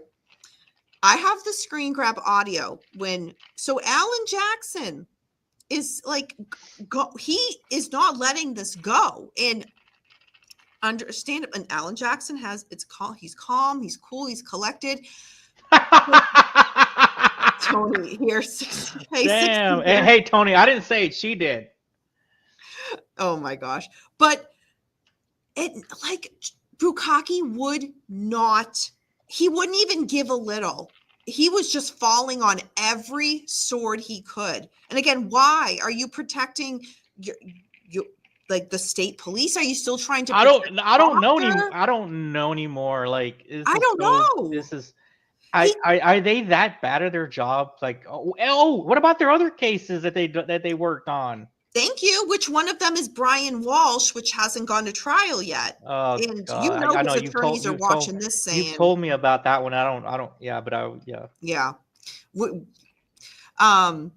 But again, like, there was a reporter I was listening to who was commenting. And can you imagine this guy training somebody? People, you forget about these. You become, after a certain amount of time, you are the trainer. You train other people. I've done that with my volunteering or whatever, right? You after a certain amount of time, you are the lead. You are the people that train the younger people that are coming in, or whatever. You might hold up some sort of training class. Hey, report writing 101. Or this is how you, or whatever, right? And now what? Like, dude, imagine if he trained somebody like 5 months ago, and now they're watching him like, oh my god, like, this is really. I mean, there's a lot of stuff in questioning. Yeah. There's a lot here, man. There's a lot. Like, oh my gosh, you guys. No, you guys are fine. It's just like seriously, from following the rules to doing the work right to even training. Like, there's I don't know what to say. Again, to make it just simpler, not as high profile or as stressful as with this murder case. So I've been doing the volunteer shift that I've been doing. It's the feed, clean, socialize shift. I do it every single week. I love it. I love it. I love it. Been doing it since 2014. Again, I'm tying in the cats here because wherever I am. But also, like, a lot of times they'll be like, one of the board members will say, hey, we have a new volunteer. Can she shadow you? Or can he shadow you? And, kind of show them the ropes. And I'm more than happy to do so. And yes, there's great. You get to play with cats and kittens and do all this fun stuff. But I have to show them if there's treatments, if there's eardrops, if there's eye drops, and then you have to document it. Again, the stuff I talked about with like the feeding and the eating and things in the litter box, I go over documentation because that's important. Because if MDAR shows up and pulls it and says, why isn't this done, or why isn't it done correctly, that's an issue. What if Jackson would have told him, Bukkake or whatever his damn name is? Yuri Buchanek. What is the name of your supervisor, your boss? Because I was going to say, there could be a training issue here with you. So I would have left it like that. I would have just been like, I think you need to be retrained, sir. And I would have walked off. Yeah. I would have just walked off. I would have looked at the jury and been like, I think there's a training issue here. You're basically saying you don't know how to do. You're not doing your well. You're basically saying you're not doing your job right. So, all right, said 18 months, waiting 18 months to do a report. 2 years. So again, almost 2 years. Well, I mean, year and a half, but okay. I'm sorry, year and a half. Yeah, year and a half. So let's get the audio here for you. So, do I have it ready? All right. So how do you guys, Beckham already knows this answer. How do you think Yuri Buchanek responded to that on the stand? Would you think there was, like that we dropped the ball on that? It's mayhem here. It is crazy. All right. Here is the response. The question and the response. Canton PD officers, there was no memorialization in a report until nearly 18 months later. Is that right? It's possible, yeah. We write reports at different times. Yeah.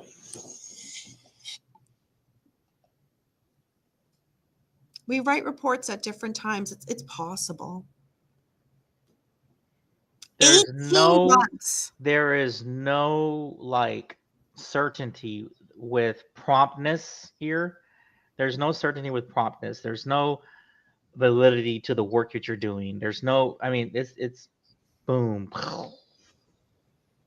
That was Like he's unsure of procedure. Like he's unsure of it. Like okay, maybe so, maybe not. I don't know.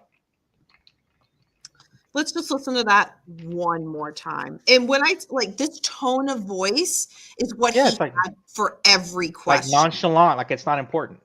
Yeah. Like what I do is not important. You Like- protect and serve the community. Like you are an investigator, what do you call it? A homicide investigator for 10 years. 10 years, man. 10. This was the death And of you are a fellow supervisor. Boston And you're police not, this is not Proctor. It's like you are a supervisor. You are held on a different level of responsibility. You are held at a different level of accountability and just overall execution. Mhm. Right? Yeah. Let's listen to that one more time.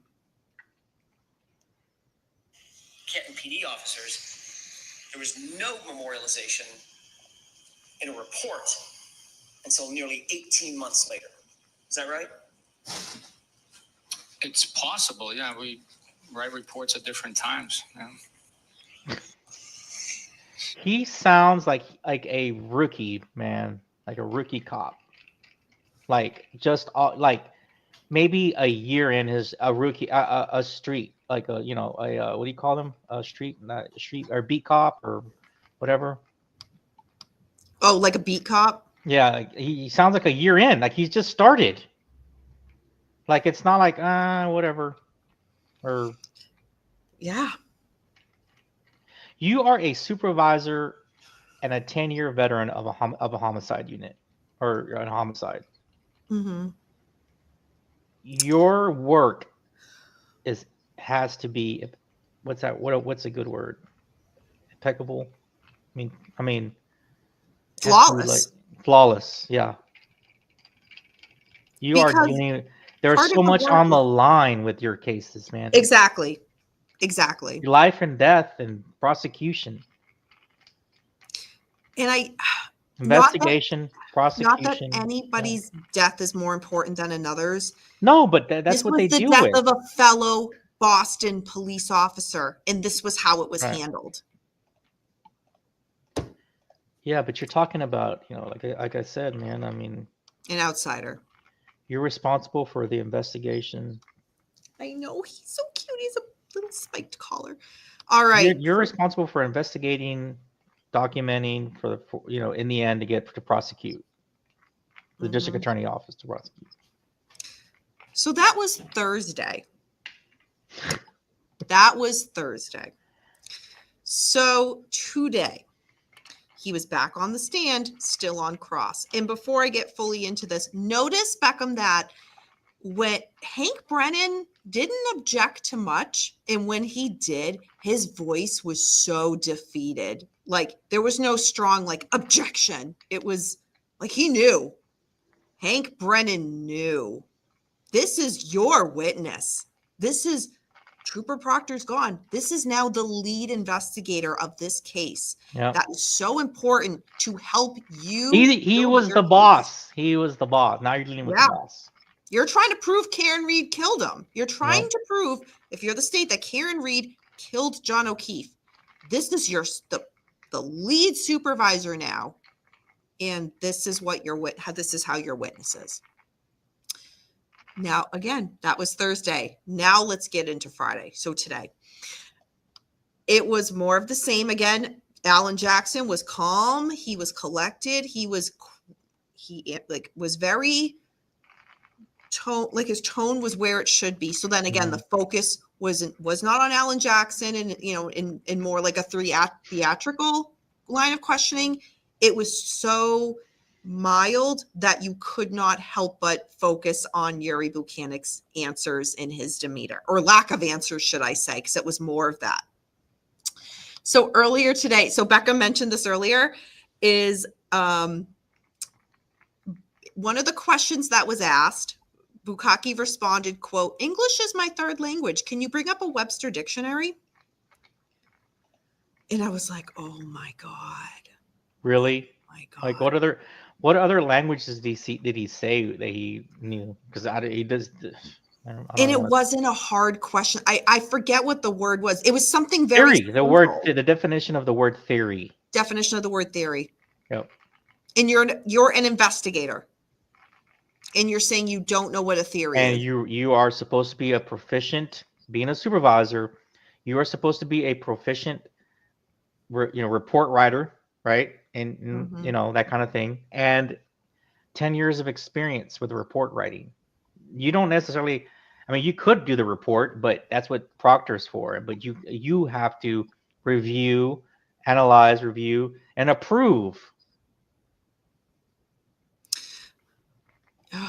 All right, we got a couple of comments here. I just want to make sure I didn't miss. So Kathy says, "You make a good point, Danny. This is the investigation of a fellow officer." K-Dog makes a good point as well. Prosecutors actually looked at this and thought they could go forward with this case, either incompetent or covering up.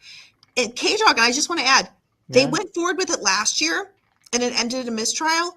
They chose to do this again. Think of all that was like this brought to the there was like surface. A week or two, right? Where it was like, are they going to decide, or how long? He said it the day. Oh, the day the mistrial was said, that the prosecutors were on the steps of Norfolk District Court and said, "We will be retrying this." They said it the same day. That was after all of the incompetencies were brought for the world to see. And yeah, K-Dog, they chose to do it again. All right, so you were shocked. I mean, I wasn't sure because I had just started following it. Yeah. But you were like, wow, like, this is, because you felt that you felt that they just didn't have enough, right? Like, remember the reasonable doubt thing, and you just didn't think they were going to be able to do it better than they did this time around because of how terrible it was investigated, how terrible evidence was gathered, how terrible everything was analyzed, how terrible timelines were kept, how terrible report writing was done, how terrible all organization of documents, case files, everything. Yeah. So if you hear a little jingling, one of the cats is there with like one of the wand toys, and it's so cute. All right. So after Bukaki didn't understand the word theory, even though he's a police Mass State Trooper detective, let's continue. Okay. All right. So in regards to documentation, Alan Jackson was pointing out verbatim, you did not take pictures. You didn't document the scene. And Bukaki had to say no. In regards to evidence collected, Bukaki said he had to say that evidence was collected, but they did not document where they found it in a report. And he said, well, it should have been known it was from 34 Fairview. And what? No, you have to put that down. I missed that part. What an idiot. Yeah. And Alan Jackson brought up. It could have been the next door neighbors. I mean, it could have been the house next door. It could have been at a cross street. Like, how are you going to know? But where at 34 Fairview? Well, right. On the lawn, or on the sidewalk, over there? Exactly. Over that's what I'm saying. Where? There could be a cross, where at the cross where two streets meet or whatever. On the front lawn, in the backyard, on the step, where? So Alan Jackson pulled up for on the PowerPoint so we could see it in court. and it had the evidence bag, and it said in regards to location where it has to be filled out on the evidence bag, there's like 5 or 6 lines. On one of the things, all it says is 34 Fairview, which I guess we should be lucky that Bukkake even wrote that. But Alan Jackson was like, look at all those lines. You did not clarify where this evidence was found. And again, he's just, it should have been known. He says it should have been known. So, but again, he did not document it, and did not not only just on the evidence bag, it was not documented in a report. So it was Beckham. I know. Nothing to say, man. I already said it over and over. I don't know what to tell you. Well, we're not done. Was this good night, everyone? Got to go. Good night, Kane. Thank you for joining. Yeah, Have a we've good been evening. here a long. Yeah, thanks, guys. Sorry, Kane. Beckham. Don't take your frustrations and your attitude out on Kane. Kane is just heading out for the night. Just Kane, how could you leave? We haven't even talked about the shoes yet. I know. We're getting there. We're getting there. Kane's like, I need a break. I'm hungry. I think this is going to be like our longest show. This should have been a 2-nighter. I know. After 1.5 pages of notes left, I promise. Like, there was a lot this week, and this was all so important if you're following this case. All right. In regards to bagging evidence, this was a huge thing today. Beckham, I think you heard this part. So in regards to, and Alan Jackson brought it up on the PowerPoint, these evidence bags, what is collected, where it's collected, description of what the item is, and what is most important. And at the bottom, you have to sign off. You have to sign off. Mm-hmm. If you're the one that bagged it, you have to sign off. Yeah, of course. Yes. So, and then it gets approved, and then it has to be an approved for it. Thank you for clarifying that. So not just one, not just two, but a lot of the evidence, Alan Jackson showed these evidence bags. All these things that when Hank Brennan for the state was saying, show this evidence, and he had to open up the evidence bags and show it. This is all of that evidence. Well, let's go back to the evidence bag, and Alan Jackson is pointing out things on the bag, and Bukkake says, I didn't fill it out. It's his signature and signed off at the bottom. He didn't fill it out. So Alan Jackson said, who filled it out? He doesn't know. He said, quote, I don't know who wrote it. It was a trusted member of our team, end quote. Oh, Jesus, dude. And Alan Jackson kept saying, but how do you know it was a trusted member team? You don't know who you gave it to. You don't know who wrote it. But you signed off on all, like that was your signature at the bottom of is this standard procedure that you would have somebody else fill it out? Oh, well, if we're busy, we might hand it off to another officer. That's your signature. Not only was it not filled out right, you didn't document where this evidence was found. You signed off. And now it's like he's distancing himself from he's standing by how it was done, but then distancing himself from the individual items. I didn't sign that. I gave it to somebody else. Who? I don't know. Beckham. It's bad. It's really bad. They're trust. I mean, I think the jury's probably already by this point, I think they already know, like, wow, like this is what we're dealing with, or like, I mean, Jen McCabe was their star witness from a civilian perspective of, I was there. He said I hit him. She did bad on cross. Yep. All her lies and inconsistencies got shown. Bukkake, there's a lot of other officers. No, he's the lead. Yeah, but you showed incompetence.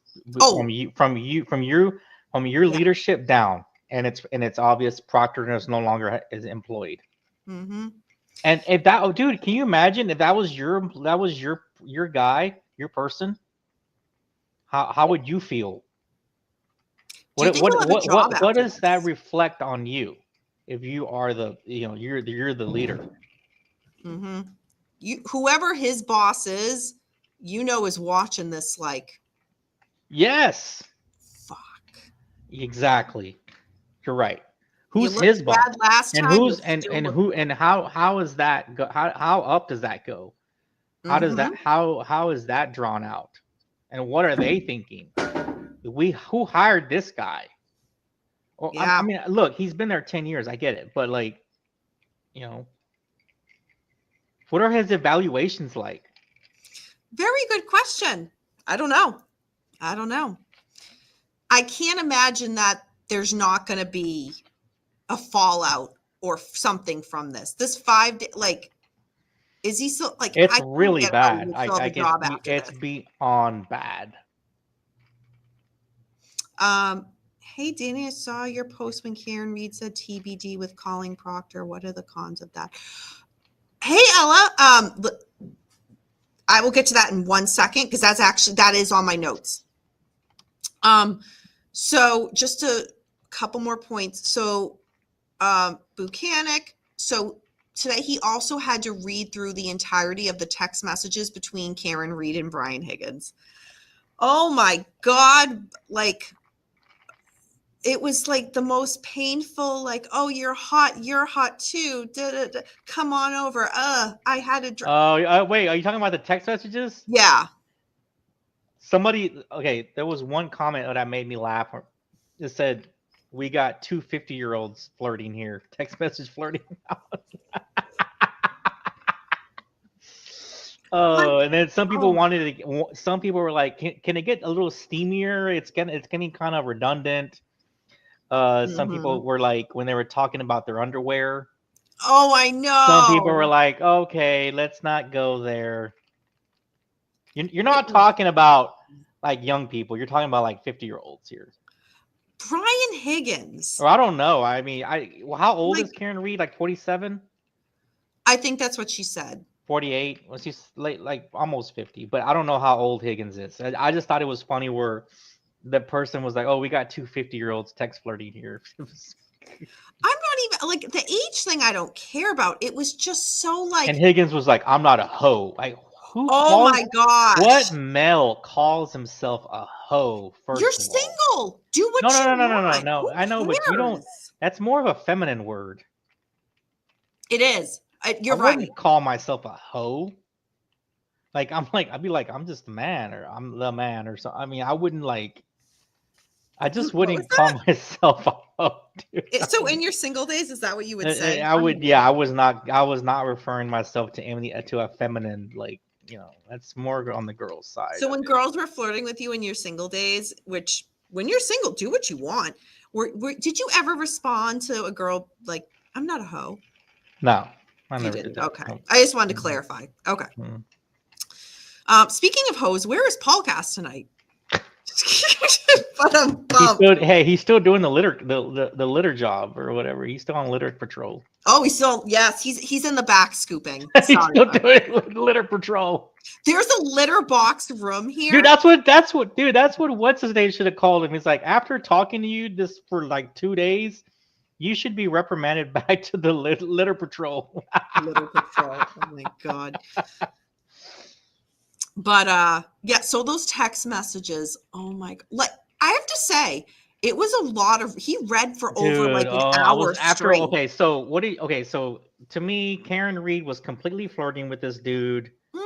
This guy was flirting back. He was, but he doesn't seem very confident in himself. He did say he's shy. What are your intentions? What are your he had a little bit of integrity in the text messaging because he didn't want to cross anybody's relationship. He wasn't unsure they were dating. He was trying to figure that out. He was kind of getting he he was just like trying to figure that out. I get that. At least he wasn't, he wasn't like very too blunt. He probably enjoyed the banter. He probably enjoyed the banter back and forth. You know, maybe, you know, like, oh, a little flirtation back and forth, right? Made your day go quicker, maybe. I don't know. But he just seemed like he just wasn't really sure of himself, and he kept referring himself, "I'm not a hoe. I'm not a hoe." I'm like, dude, you're not a girl. Stop saying that. I would have been like, you're not a female. Stop referring yourself as a hoe, dude.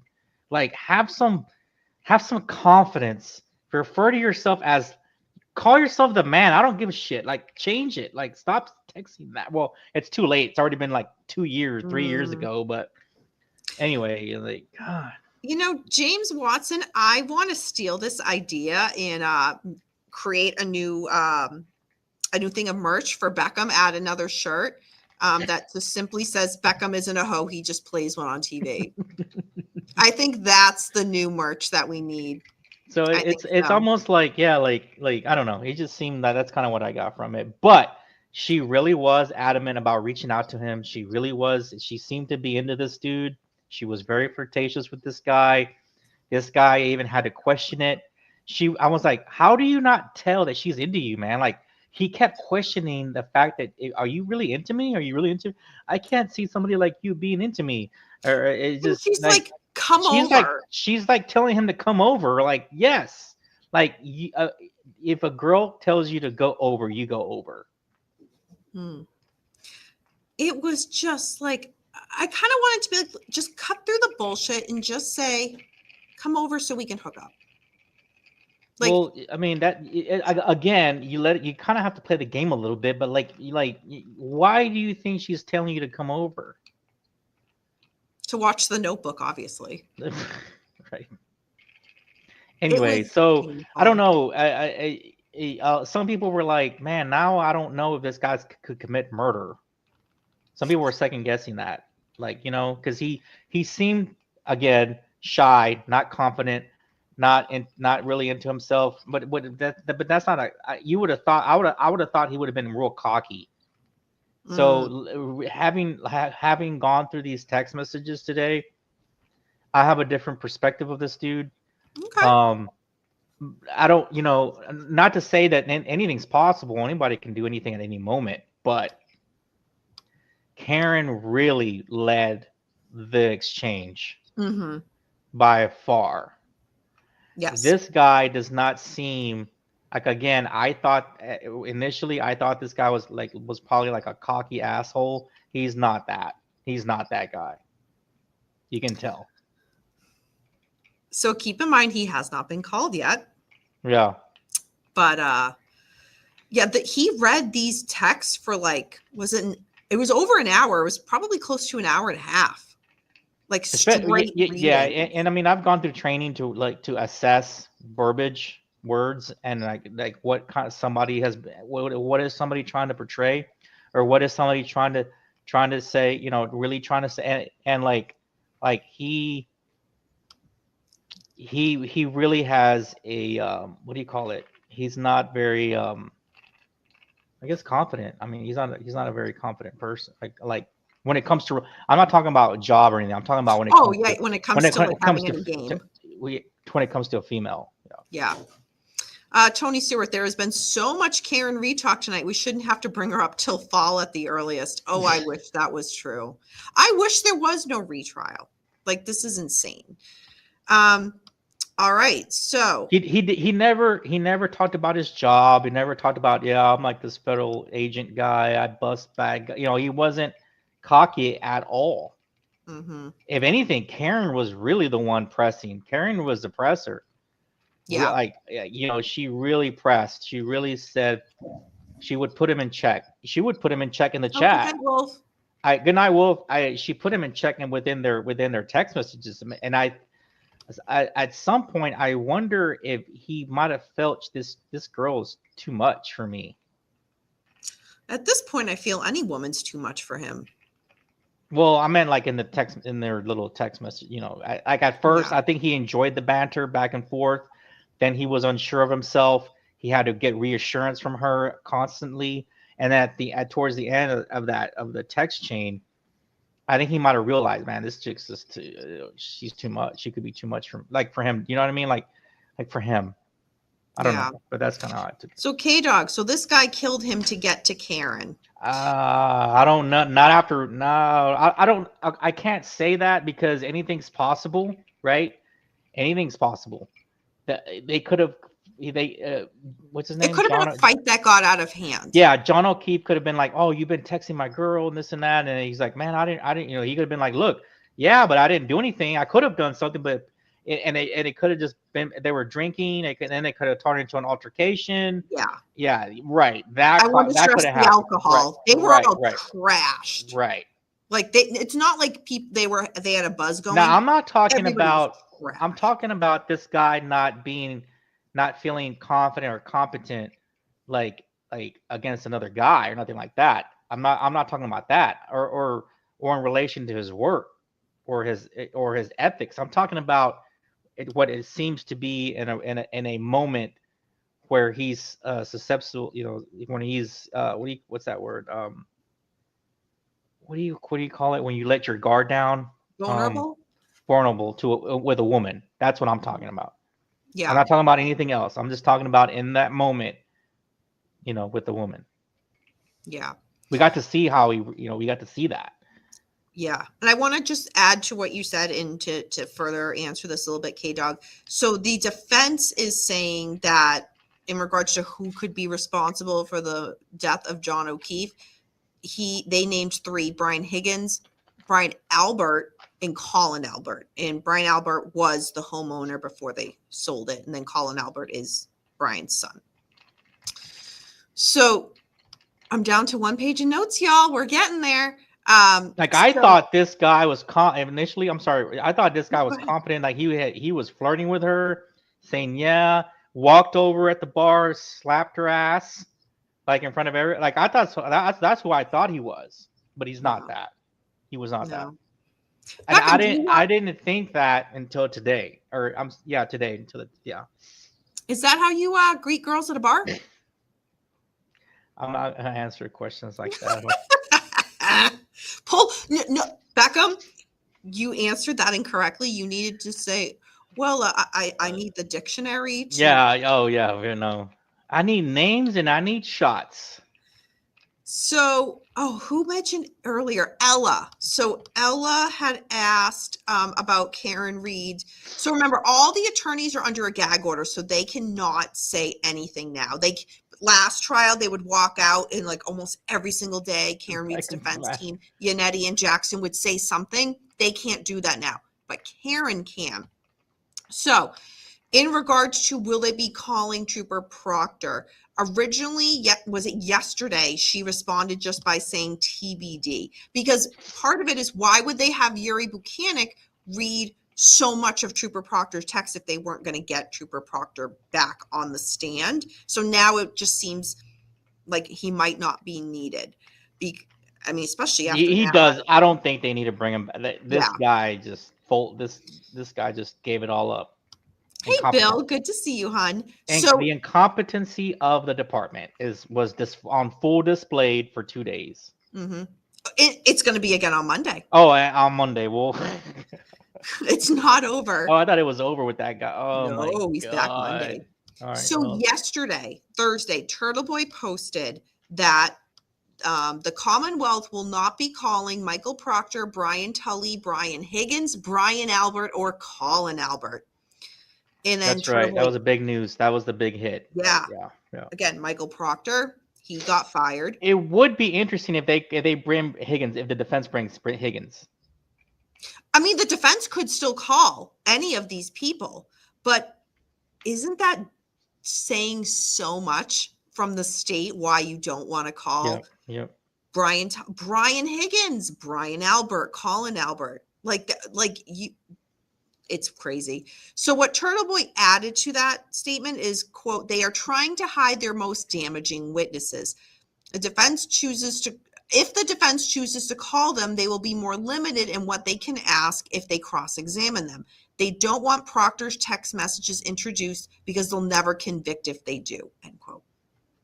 So, but yeah, when I saw that post by Turtle Boy, I was like, wow. It's like the state in the process, Hank Brennan's trying to just make a whole new, like, let's just forget half the people were ever involved and let's focus on X, Y, and it's like, you can't do that.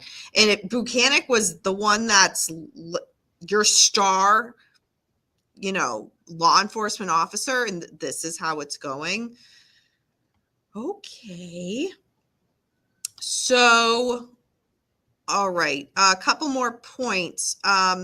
So I'm jumping back a minute, but so Judge Bev, she gets a lot of scrutiny for this trial, and understandably so. Yeah. One of the things yesterday, Wednesday, that I made note of was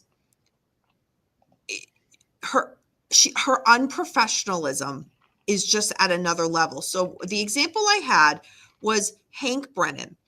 When Jessica Hyde was on the stand, Hank Brennan was trying to ask a question and David Alessi objected.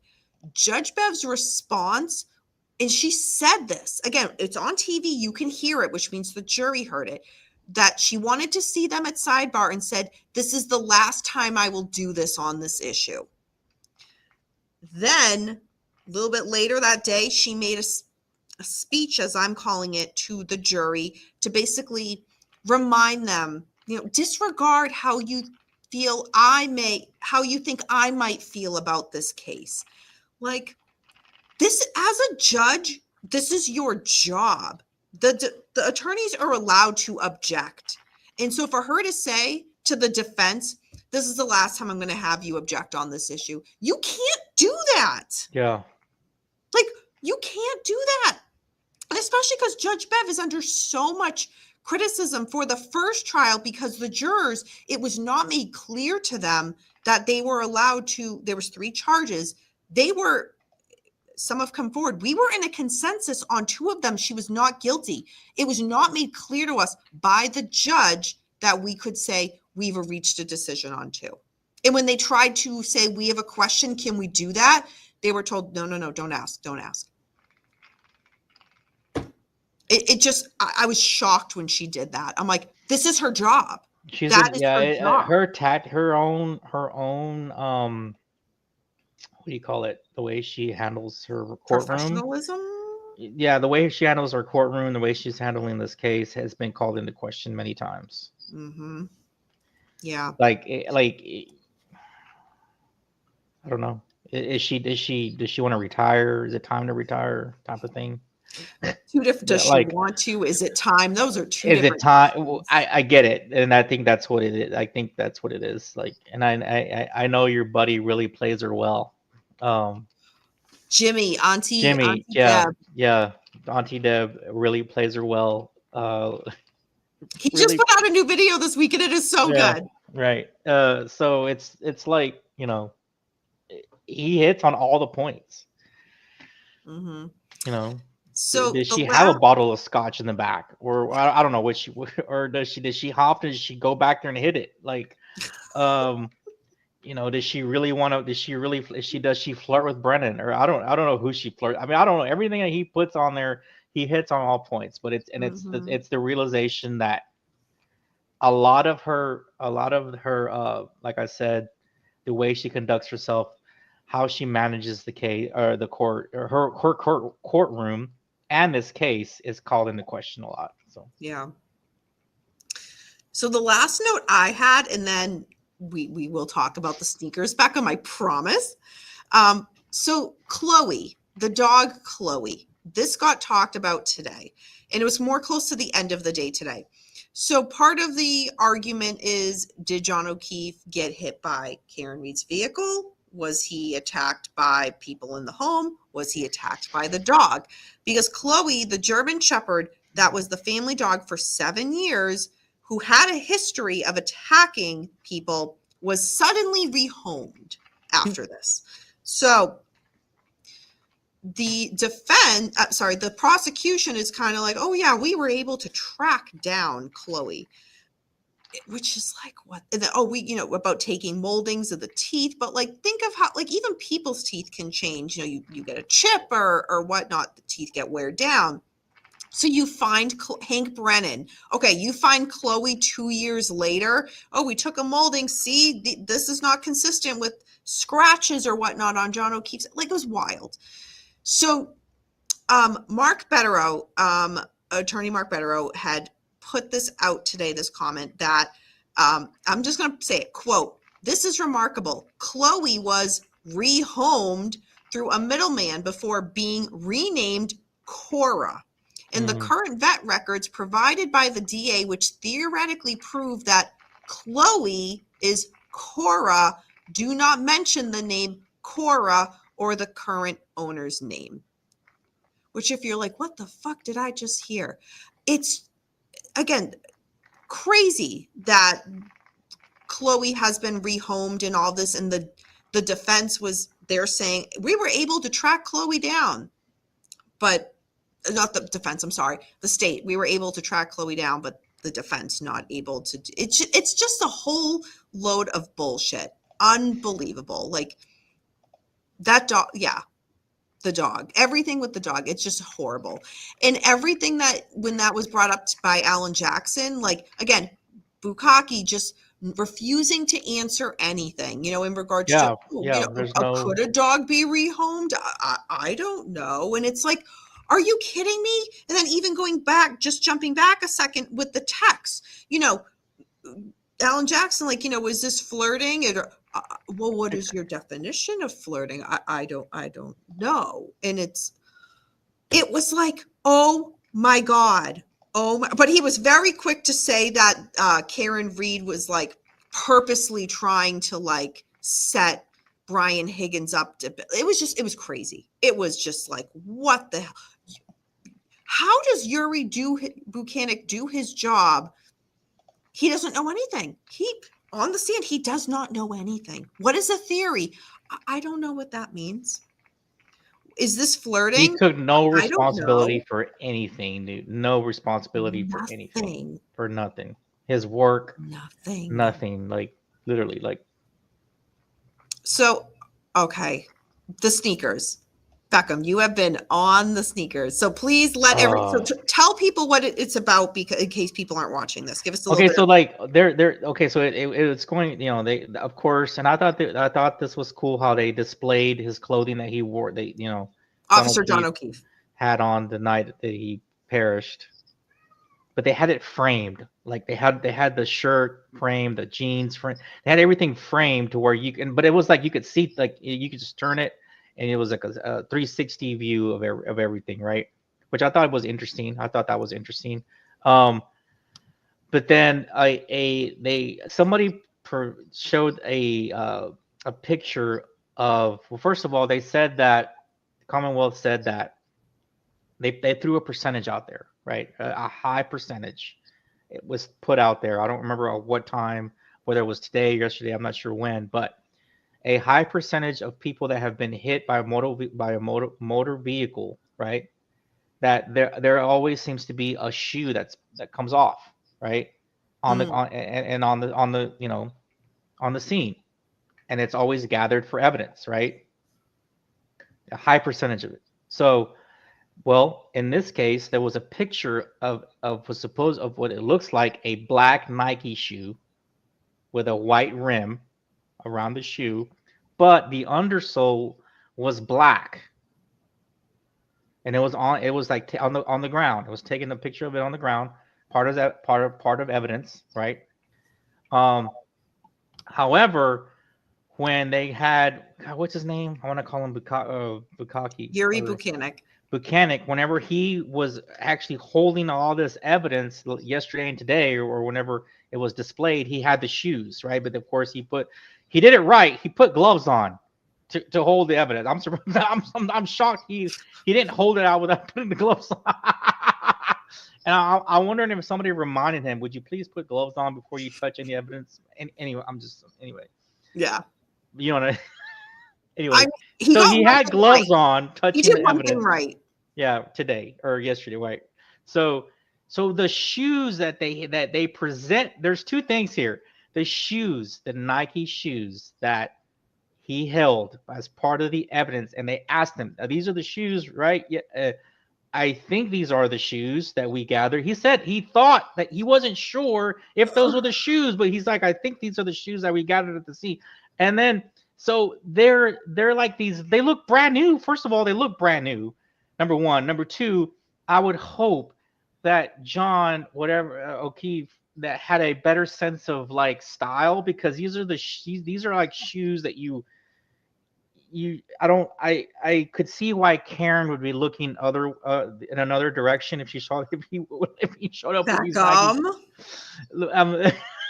But anyway, so like guys, seriously, have your footwear on point, please. Anyway, because it's important. Girls, look at your shoes. Anyway, just like guys look at how well women keep their feet. So anyway, so the shoes were just the two things. I'm sorry. The shoes look brand new. Like they didn't even like if he got run over, they did not have any evidence that they were being run over. Okay.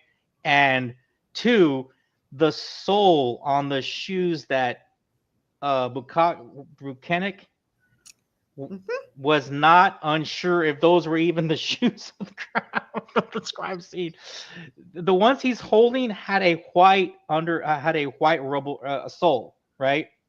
And the one in the picture that supposedly is the one that came off of him had a black sole with a white trim. So you're talking two things here. Like, what's going on here? You have a shoe with a black sole with a white rim, with a white trim, and a shoe that has that is just a white underneath. It's just white underneath. The sole is white, and they look brand new. They did not look like they've been through anything, right? So, and then he wasn't even sure himself. He wasn't even sure himself of what they were. So it's like it's like, what is going? That right there should seal this forever for the jury. That should seal it. That today was there's. You really don't even need to go any further. There's reasonable doubt, man. Come on, like seriously, like, and I don't know what happened. I don't even know. We're never going to know, right? But there's enough reasonable doubt, even with the shoes. There's two different shoes for sure. The supervisor doesn't even know where they got the shoes from. Apparently, at least he put on the gloves to touch the shoes. At least he did that right. And again, with the dog, like, what if the dog attacked John and John tripped and fell and hit his head, and maybe the dog killed him? I mean, we don't. Anything's Oh, and the shirt that I'm moving from the shoe to the shirt. The shirt dude, it looked like he was mauled. It looked like he was like if he was run over, it looked like he was run over like back and forth, back and back like 3 times. But he had no bruises. Right. Like his shirt looked like he was drug, like with a vehicle, or something with a force more than a man could do, right? Like, you're not gonna just drag a body. No, it would have taken something of a force. So to me, it did not. That his shirt does not look like he just got hit and he just fell over or got run over. It looked like he would have gotten run over and then dragged underneath, like for a while. Yeah. Or mauled. Darth mauled.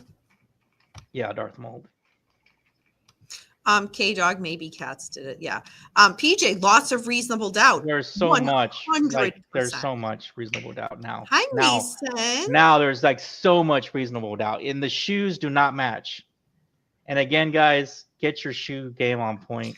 Okay, Beckham. For more fashion advice, tune into Danny After Dark on OnlyFans to hear Beckham talk about, I don't know. I was going to say Patreon, but I don't do that. I don't know.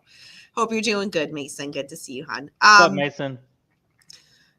Yeah, no, Beckham, so the jury is going into this weekend with this. Yeah, this is crazy. This is how the day ended, right? Is this how did they end with the shoes, right? I didn't get Ella, no bruises is the most telling evidence. He's got cuts like slashes. Mm-hmm. Yeah. So the shoes were different. They were different, right? And they're Yes. different. They're different. They're two different shoes. And who put the brand new shoes in the evidence? Well, and that's the thing. It looks Who like documented somebody. it? It looks Where like was it from? right. It looks like somebody found his shoe size, like say an 11, 10, 11, 12, whatever, and they went to Ross and got a generic Nike shoes. And they Will you stop saying that? I don't want to get sued by Ross for slander because of you. Sorry. No, I'm just saying they went and got a new pair of shoes, Nike shoes, to match. They just knew that they were black Nikes. They didn't, dude. The one, and I'll give John credit. The Nike shoe that's in the picture, that's got snow on it and covered, whatever. That might have looked like it came off because he got in a fight more than got run over. That shoe looks more designer. It's more of a designer Nike shoe. That's what I'm saying. They're two different shoes, two different styles. What you're saying, that like the thing that what grabbed me when it was being said today, but also you repeating it, is Bukkake. Again, he stands by all the evidence except for when it's like actually questioned individually. Well, who documented this? Right, exactly. Yeah, which was, is this what was the wording that he said? Like he I missed that part. I mean, certain if this is John O'Keefe's shoe or something. Yes, like he that? wasn't even sure. He's like, I don't. I mean, it seems to be his shoes. We don't. I mean, I'm not sure how they got. Like, it's. Well, I don't want to put words in it, but it's almost like he did not know how they were existed. Like they had both shoes. Again, at least he didn't touch him with his bare hands. You know what, Bukkake? We're giving you that one good thing. When you handled the evidence, you put gloves on. You put gloves on, and he might have been reminded to do it. K-Dog says, "Why are we seeing so many incompetent or biased judges?" And we are seeing a lot, and it's scary. Was Judge Ito that way? I don't remember him for Simpson. He was a Simpson judge, Judge Ito. Jesus. I don't remember. Yeah, I don't remember. I don't remember. For anybody in the chat, how good was Judge Ito with the Simpson case? Ella says, "Did the defense question why the shoe was different?" I don't think they did. I don't know. I don't know. I didn't get to watch the ending of it. I was working, but. Okay, Beckham, I don't have Twitter. Can you tweet at Alan Jackson and just be like, "Hey, question"? They might bring it back on Monday. He's still there. But social media went crazy about it. About the two different shoes. They're two different models. They don't look like the same shoe to me, and the bottom soles are different colors. K-Dog is responding to your question. He was weak, didn't have control of the trial. Oh, okay. Okay, yeah, I don't remember. Yeah, I didn't either. I was too young to care. But so, well, we are at 2 hours and 52 minutes. Holy shit. Real quick before we finish. Okay, since go ahead. What's his Boo? Yuri whatever. Buchanan is back on Monday. What do you think they're going to hit on Monday? I was just about to ask you that. What is I didn't get to see the ending of it. I remember the text messages was the last that I saw. I don't know what's left. The shoes, maybe. I don't know. I don't know if they'll come back to the shoes. I'm sorry. I don't know if they'll come back to the clothing. You know, that was that kind of. Well, he is still on cross, so we know Alan Jackson still has him. The state has the opportunity to re-question him, and then the defense will have a chance to then re-cross. So we could get into Tuesday with him, maybe even into possible. We don't know. I don't know. And now with the gag order, we don't know. Like last trial, we kind of knew from the attorneys, who, you know, at the end of the day, who's up tomorrow, and we would know who they were going to have on the stand. Now we don't know that. Yeah. So, yeah, in regards to how long Buchanan will be on the stand, we don't know. In regards to who's next after, we don't know.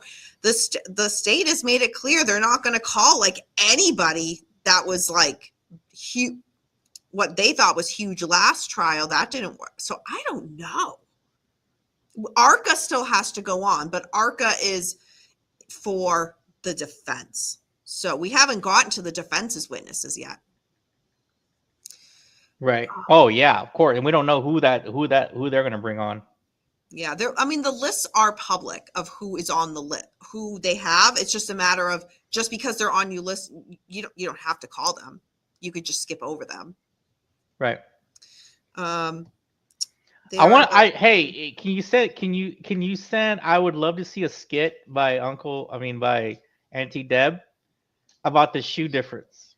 Oh man, because I would love if he did that. We could add his little spin to it. I can reach out to Auntie Yeah, Deb. that'd be so awesome. I want to see that. I want to see his spin to it. Yeah, check out his most recent video he put out. Oh, I did. Oh, it's good. It's good. So good. I don't have Twitter. I've never ever had it. So interesting. And then there are a few Paulcasts on YouTube. I know there. Really? I didn't know that. Yeah, there's some other guy. Did Paul kind of get? Did he was Paul the first one, or did he get the name from somebody else? Was Paul the first? I don't know.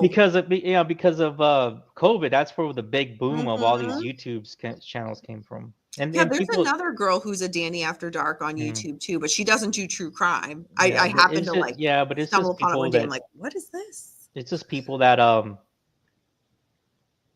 have a hobby, use it as a hobby, and it's fun or whatever. Hey man, I've used it for work purposes. I've gotten really good at like hosting meetings just because the comfort level of talking and stuff like that. So I've benefited from it with you guys in that sense. Oh, look at that. James Watson, one of the other Paulcast. No way. I think James is joking. I think you're lying, really? James. Because that's really just the Manson Saga discussion when Paulcast does it live from his shrine. So anyway, I remember. Oh my gosh, we are just about to hit 3 hours. That is wild. That is wild. It was a lot. We'll see what happens this next week. Yeah. Oh, so I will not be joining you next Friday though. Yeah, I'll be out of town. I didn't approve your time off. Okay, supervisor. You wish. But yeah, you might have to get the Liz on here. Maybe I honestly want if Liz, are you listening? I want the Liz to come on and give us why she is and she really believes that Karen Reed is guilty. She is such a hater in this. Me and her are. But I want why? What is your where are you getting your facts from, ma'am? Type of thing. So she's not getting them from Turtle Boy. If you can get the Liz on here on Friday and she can kind of explain to everybody, the why she truly believes that, I will watch that. Wow, you usually don't watch shows that you're not on. Oh God. So all right, everybody, let's wrap this up. Thank you for joining for another episode of True Crime and Chill. Thank you, Beckham, for being here as always every week to help me break it down. Thank you to y'all for watching and being in the chat. And if you're on Replay Crew, thank you for rewatching. Huge thank you to the Kitty Cat Cafe and Lounge in Peabody, Massachusetts for letting me do my live from here. Also, again, the link is down here as it's been scrolling the entire show. Nonprofit. Amazing. They do amazing work. They work with my shelter, Pal Animal Lifesavers, as well as Paws of Wakefield to get these amazing cats adopted. So if anybody has it in their heart to kick them a donation, again, to right on their website, kittycatcafemass@ma.com. Link is in the drop-down bar. Link to the shelter I volunteer at is in the drop-down bar. If you're feeling even more generous and want to kick a couple of bucks, every donation goes such a long way for a nonprofit, I assure you. Let me think what else. The book for May's book club is the book that Beckham suggested. I'm convinced it was rigged, and you might have pulled a P. Diddy and threatened everybody to vote for the book that you wanted. I don't know. Calm down. It's Long Haul, Hunting the Highway Serial Killers by Frank Figliozzi. So start reading, and we will talk about that the last Thursday of the month. Other than that, next week. Have you started reading it yet? No, I haven't gotten Okay. it yet. The poll just closed. Okay. I'm going to get the book will be in this weekend. So, and then I'm going to start reading it. So, all right, everybody, enjoy the rest of your evening and have a fantastic weekend. And remember, thanks to everybody that stuck it out tonight. Appreciate it. Yeah. All right. Okay. I have to delay because we're at 2:59 and 52 seconds. So we got to hit these 8 seconds. James, you got 3 it right. hours. Hey, We James hit it. James gave me a nickname for my slap. I forgot what he called it. The Beckham's. What did you call it, James? The Beckham slap. God. All right, everybody. We hit the 3-hour mark officially. Wow. All right. I'm hungry. 3 hours. Right. Beckham has had relationships shorter than that. But on that note, remember, everybody, we don't live in darkness. Darkness lives in us. Bye, everyone.